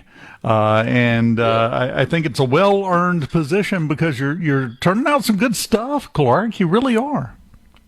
Well, thank you so much. We started Six Shooter Studios. We were going to make westerns, and we made we made a western, and then we just kept it because you shoot film and Six Shooter Studios. It seemed to fit. We sort of a conglomerate of people. Every time we do a project, we use as many Mississippians. I will say this: we use as many Mississippians as we possibly can, and 18 of our 20 crew members on this shoot that we're currently on are Mississippians. And we really try to do our part to help grow the Mississippi film industry.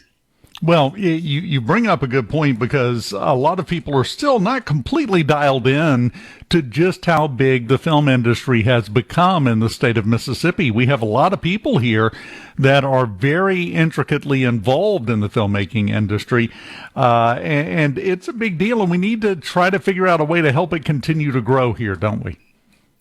We sure do. And, I think there's if we can develop a way to produce local content that has a distribution outlet, like a Mississippi Public Broadcasting or other locally or regional entities that would take the content, and then you could grow this array of creative people across the state. What's the key is you're going to get me on my business side now. Okay, I'm going to talk to you about the business side of it. Is we need enough Mississippi filmmaking going on for there to be permanent jobs that continue year round. If it's sporadic and independent films and a company comes in from outside, until we reach the point that is a continuous process, it's very difficult to grow the film industry because you can't maintain the lighting jobs, the sound jobs, that people have to do it on a contract basis. But if you could ever reach that point, which I'm keep thinking about, if you could ever reach that point where you just got this continuous studio output, then you've got jobs for Mississippians on a permanent basis. Then you've got a real established flag in the ground film industry. And I think that's the goal of the Mississippi Film Office, and that's the goal of all the independent filmmakers in Mississippi right now, including myself. Well, to get to that point. Talking about having permanent continuous employment for people, one thing that folks need to realize is that if you go into this as an occupation, you don't just accidentally apply to a job in filmmaking. You do it because you love it, because it's what you want to do. It's a dream in a lot of cases to be employed in that kind of job. It really is a case, I think, if we get to the point to where we can build up a legitimate continuous employment situation for filmmaking in the state of Mississippi, it's very much a case of build it and they will come. Trust me, we'll have plenty of people that are just over the moon excited to participate in it.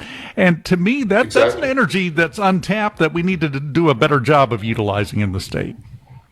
Exactly. If you want to get people excited about an industry, maybe it's not building conveyors like I do in my other job, but you start talking to them about making movies, everybody gets excited. The people at the restaurant get excited. The people at the hardware store get excited. As we've made Tallahatchie, we've went all through these 8 counties, and you talk about people opening doors for you. Mississippi is a hospitality state, and you know, if you want to shoot a scene at a location in Mississippi, you just ask the owner and he says, hey, come on in. I'd love to help you. I've got a gator in the back. I'll drive you around the property kind of thing. You know, it's not like LA or New York where, hey, I want to shoot at your property. Yeah, pay me $15,000 and you can shoot here for 4 hours. No, it's not like that in Mississippi. So we have a huge advantage just in our hospitality, honestly. You know, that might not last forever, but it sure is the case right now. Now, of course, it is a different situation when the guy says, I got a gator in back, I'll take you around. You hope you walk out back and it's a vehicle and not a pet with a saddle on it, because it could mean either one in Mississippi, right? Absolutely, it could be either one. But we visited a guy in Etta, Mississippi yesterday. He's about a mile off the Tallahatchie. His name was Philip Morrison, and he's a bird dog trainer. He's also a home builder. Like a lot of us in Mississippi, he's a home builder, and he's had a career in other things. But he's just one of these unique Mississippians that we encountered, and we got in his gators or whatever he called them. He was a different brand, I'm sure, but we got in his gators. We went out. And he took his 2 bird dogs out, and he just demonstrated bird dog hunting for us yesterday. And our hostess was out there in the middle of his fields. It's just a wonderful experience to get out and touch the ground in Mississippi. We've done that several times. We've listened to the a cappella choir at Rusk College. We've watched baseball practice at Blue Mountain College.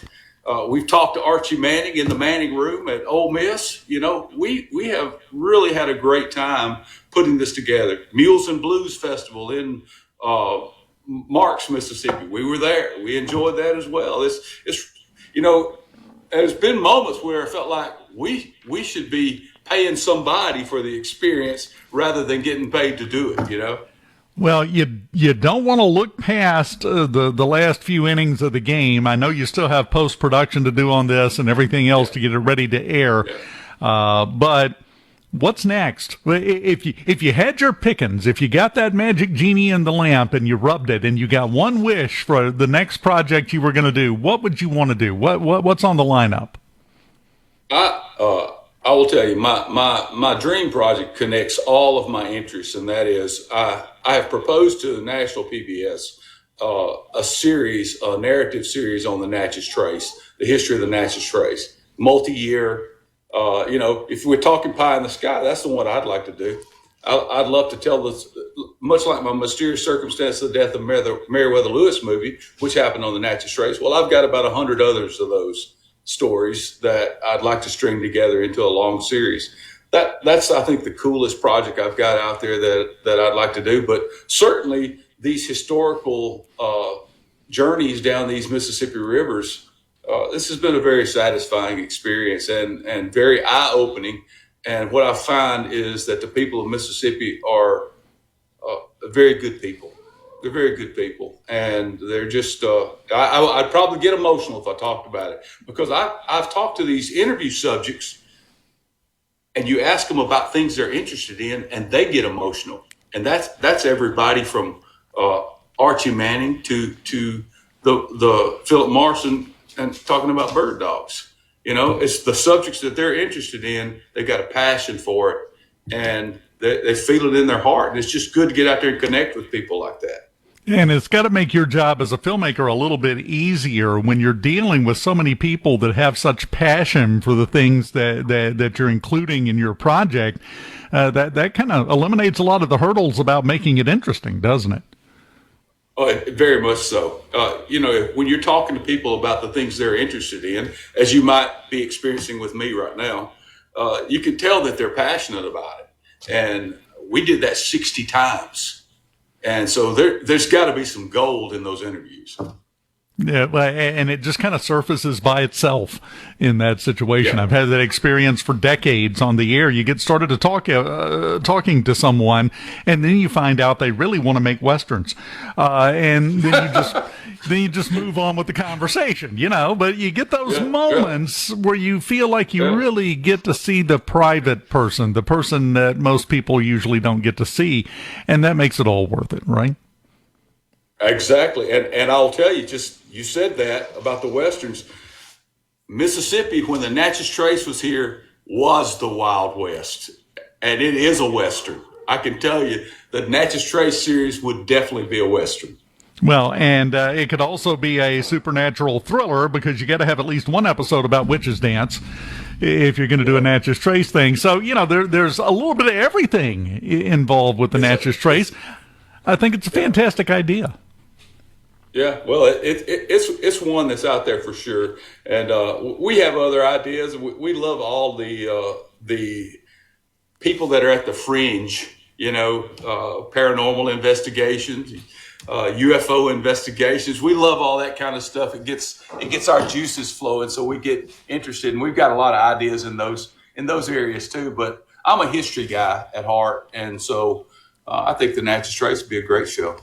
Well, I'm going to make the pitch. It's got nothing to do with Natchez Trace, but if you like the paranormal right down here in Southwest Mississippi, look up the Chattawa Monster if you've never heard of it. Okay. I'll check on that one. Look at it. It's in South Pike County. Look it up, the Chattawa Monster. It's an actual thing. I don't know why. I've been a little bit scared to ask at this point, to be honest with you. Clark Richey, Tallahatchie, big rap party tomorrow in New Albany, and the series expected to come out next year, right? Right.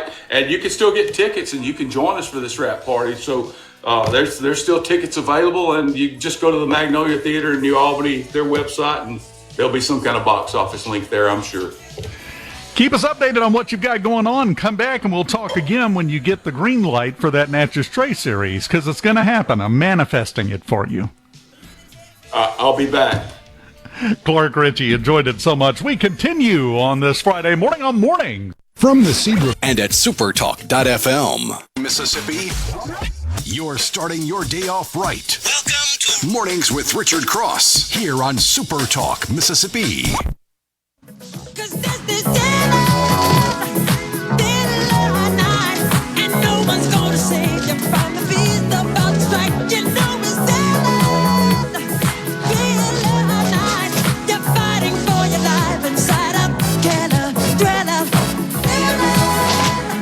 Welcome back, SuperTalk, Mississippi Mornings.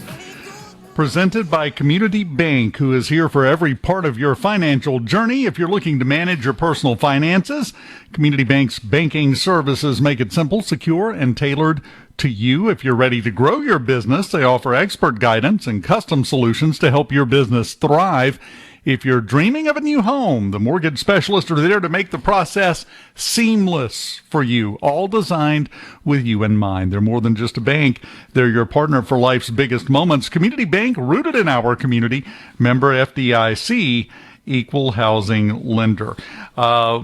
Excellent bumper music for Halloween Day there, Lance. Good job. Thank you, sir. Thank you, sir. I'm working hard here. I actually was just sitting back and envious of Mr. Richey, as I was telling him before we got on air. I was like, man, you're living your best life, getting to do all the things you want to do and also have that business under your belt. That doesn't hurt to be an engineer with a profitable business running out there. But, man, what a cool guy and what a great story.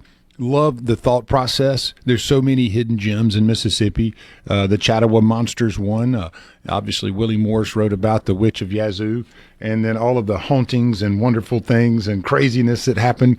The Natchez Trace being one of my favorite roads, unless you're trying to get somewhere in a hurry. But other than that, it's not the express lane. It's not the express lane. But, man, what a cool story that would be, too, because of the history. And definitely was the Wild West back in those days, man. The stories of the Natchez Trace, the trail from Natchez all the way to Nashville, man, that just some of those old stories and the old lodges and the way people traveled, it was just so different. I would love to see that put into screen, you know? Well, you bring up something that's leading me off into my favorite subject. Just about every show I get on this topic in one way or another.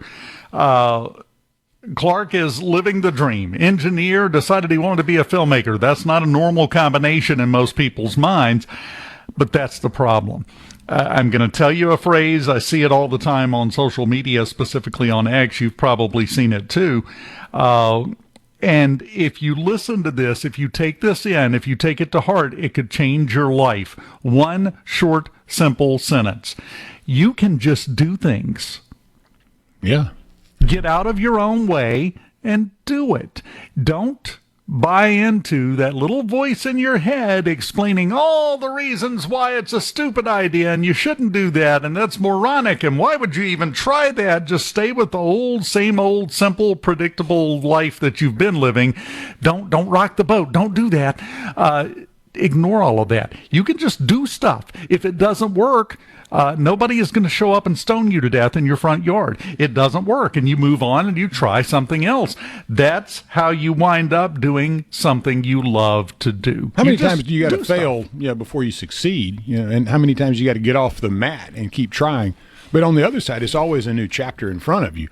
The old chapter is the past and maybe the present. But as you finish that, like you said, there's nothing stopping any of us from changing course, going a different direction, staying the same course, following our dreams. It's just a matter of the only limitation is the one you put on yourself in most cases. Well, and here is a way to reprogram yourself, okay? Giving this away for free. This is very simple. I want you every day, little inconsequential things. Do something different. Use just the ends off of your loaf of bread for a sandwich. Do something that just sounds stupid. And whether it works out or not, it's a moot point. You're training yourself to get in the habit of just doing things, just trying stuff, just for the heck of trying it.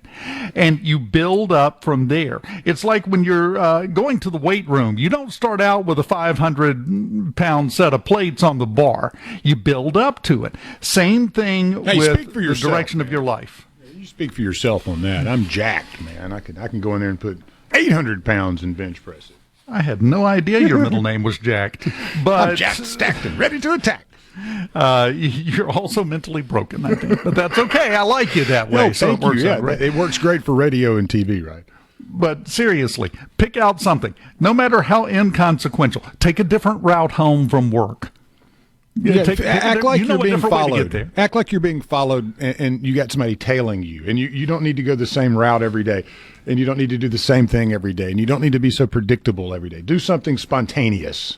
Get yourself in the habit of just doing things for no other reason because I decided I'm going to do this. And you'll build it up, and eventually one day something will come up as you're working at your engineering job, and you'll think to yourself for the millionth time, man, I just really like to make movies. Well, I love making parody commercials. Yeah, I mean, I actually do that. I love just screwing around making parody commercials in my free time using like foreign voices and, all this stuff. And it's good practice it makes you think, you get into that mindset. It's not like something I don't think there's a market for it. It's too terrible. You know what I'm saying? The joke's too bad. My friend, I want to point something out to you. If it's the right flavor of terrible, you could make a mint on TikTok. I don't know if my company here would allow me to do it, but that allows my creativity somewhat to flow.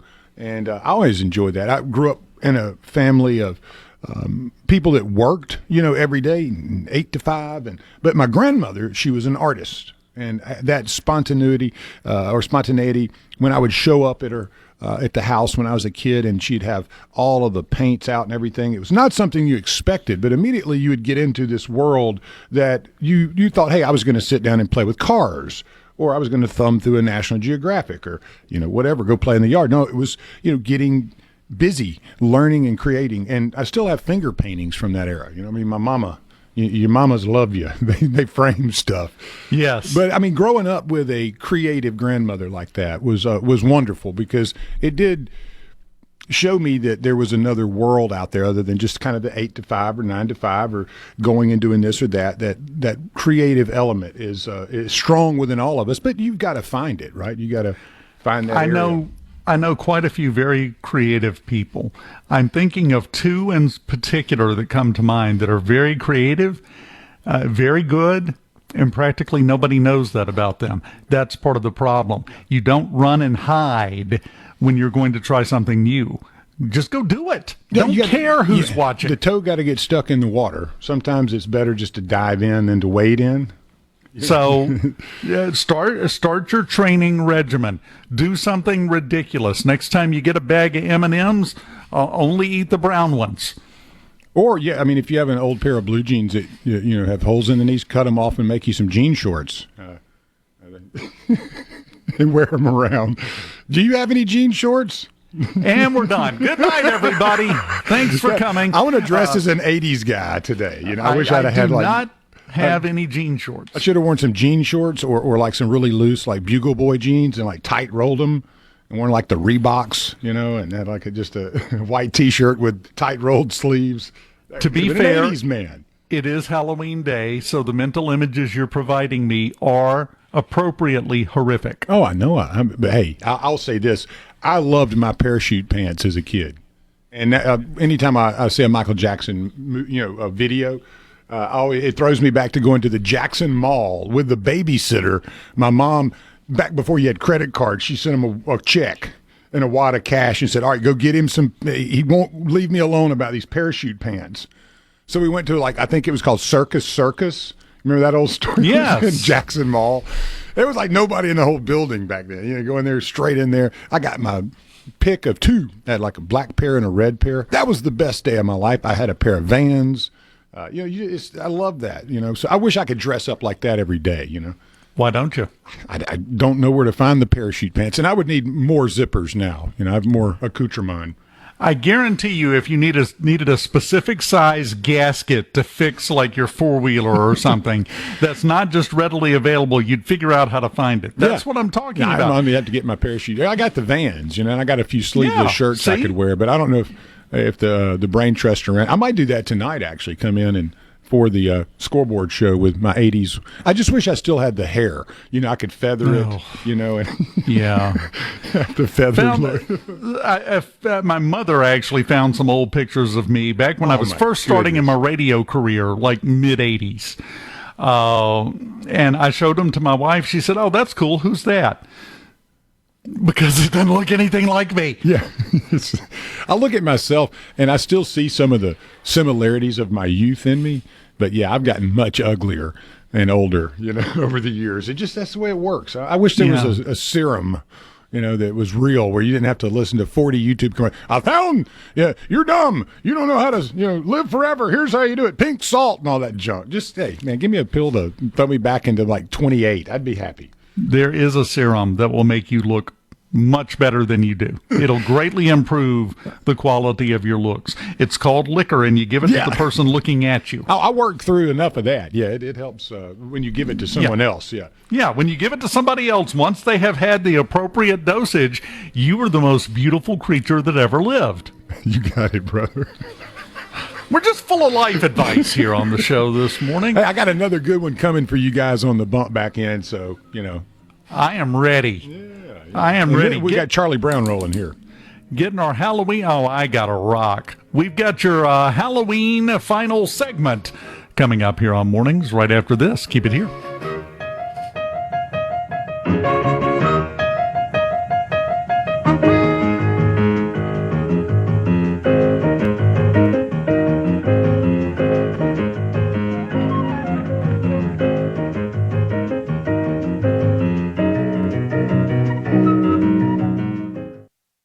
From the Venable. Said in the halls of the Capitol, you're in the right place. Mornings with Richard Cross continues on SuperTalk, Mississippi.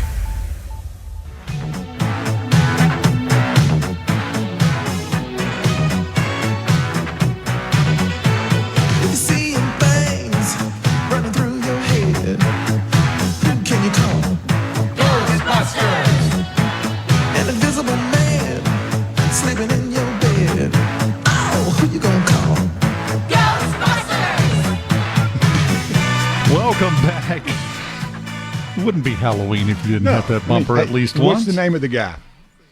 Ray Parker Jr. There you go, my guy. Ask me a hard one. That's easy. That may have been hard for some of the folks out there, but not for people like us. Yeah, no, we have no life, basically.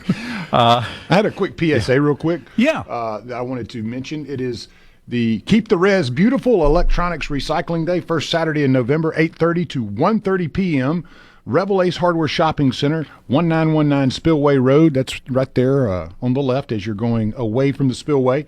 Computers and components, desktop copiers, fax machines, radios, TVs, cell phones, VCRs, if you still have one, electronic gaming, monitors, keyboards, printers, laptop scanners, stereos and radios, $12 charge per CRT monitor, $3 charge for LCDs, $20 charge for a television. Everything else is free. Charge is covers the cost incurred by Magnolia Data Solutions for the recycling, and that is something that, folks, if you got a bunch of junk lying around and you want to get rid of it, there's where you go, right there. So Spillway Road, Ace Rebel Ace, right there, and it'll be from 8:30 to 1:30, and that is the first Saturday in November. Which is tomorrow, and let me just say, if you do still have a VCR, probably time to recycle. Yeah, the ones that had I love the old ones that had the CD player with the VCR player. Yes. Oh man, those are collectors. Yes, yeah, if you could find a VCR still, and good for you. We have advanced toward the rear when it comes to technology. If you ask me, those were the good old days. I love the old 8-tracks and the old VHS. I don't know what any of that stood for, like VHS. I have no idea, but I just know that it was revolutionary at the time. And I loved going with my dad would send my mom and sister and I all the way over to like Meadowbrook, to where the only place you could rent movies was. We'd rent like 20 of them, and then he'd go across the street to our neighbor, get his VCR, and then plug it into our VCR, and we'd dub everything. And we had a library of VHS of everything you could imagine. It's worthless now, but it was fun pirating back in the day. Well, now that we have, apparently you also, I guess, copied the FBI warning against copying them. Yeah, that was always on those movies too. And my dad's like, "Don't even look at that." You didn't see that, did you? Like, no. Now that we have admission to the commission of a felony here on the show, the statute of limitations is gone. Yeah, it's got to be. Yeah, I would think so. And I think that was always a hilarious notice they had at the beginning to begin with. Got a Halloween type story to leave you with. Hopkinsville, Kentucky, Christian County. Well, there's a woman there. Ordered her medicine. We live in a society now where you get stuff delivered. They bring it to your house. Whether it be food, whether it be your medicine, whatever, delivery is kind of a way of life. Well, she had some medication she needed. She ordered it. The delivery person showed up. brought her the package. She opened it up. Inside the box was not medication. It was human body parts. Ooh. Now, these body parts were apparently intended for medical training. And when I say body parts, let me be specific. It was human arms and fingers. Ooh. In the package. Now, my question is, if you've got fingers is one thing. If you've got arms in there, how big of a batch of medication was she expecting to get? If she looked at the box and said, yep, that's about right, let's open that up. The coroner in Christian County, Kentucky, told the press that, quote, the incident is believed to involve an airline company, a freight company, and a courier. So everybody messed up and took the wrong box to the wrong place. The coroner went over, retrieved the body parts, and took them to the morgue. They're going to be returned to the carrier, so they can probably send it to the wrong person again. And he did confirm that body parts are sometimes shipped for transplants and research purposes. I'm not sure I was aware of that. I knew that they did. I mean, you get that designation on your ID with, if you're an organ donor. So they got to get them from A to but B. It doesn't say UPS is involved. No, exactly. That's the part that you're like, oh man, the people driving the UPS and FedEx trucks. So do they even know what it is? Organs are one thing. You get your box, you're all excited because you ordered something, and you open it up, and instead, it's just a bunch of human fingers severed. I'm looking for a jacket to arrive shortly. I hope it's not fingers and ears and toes and stuff. Check the pockets. That'd be a Halloween gift. Check the pockets when you get your jacket. You don't know what they use that as insulation for. You got to be careful. It's the 21st century. We're getting dumber by the minute. I think so, yeah. Buddy, I have thoroughly enjoyed it. Happy Halloween to you, bud. Same to you. Are you going trick-or-treating? No, I'll be up here working, but I will have a handful of candy that I've stolen from myself. Somebody run by the studio tonight and chunk a handful of candy corn at Lance. He deserves it. Well, thank you, sir. You'll be able to pick him out of the crowd. He'll be the one wearing the jean shorts and a headband. I'm trying. Have a wonderful weekend. Get ready for November. It's on the way at midnight, and we will do this again next Friday here on Mornings. My friend, I'll see you then. Have fun, buddy. A SuperTalk Mississippi media production.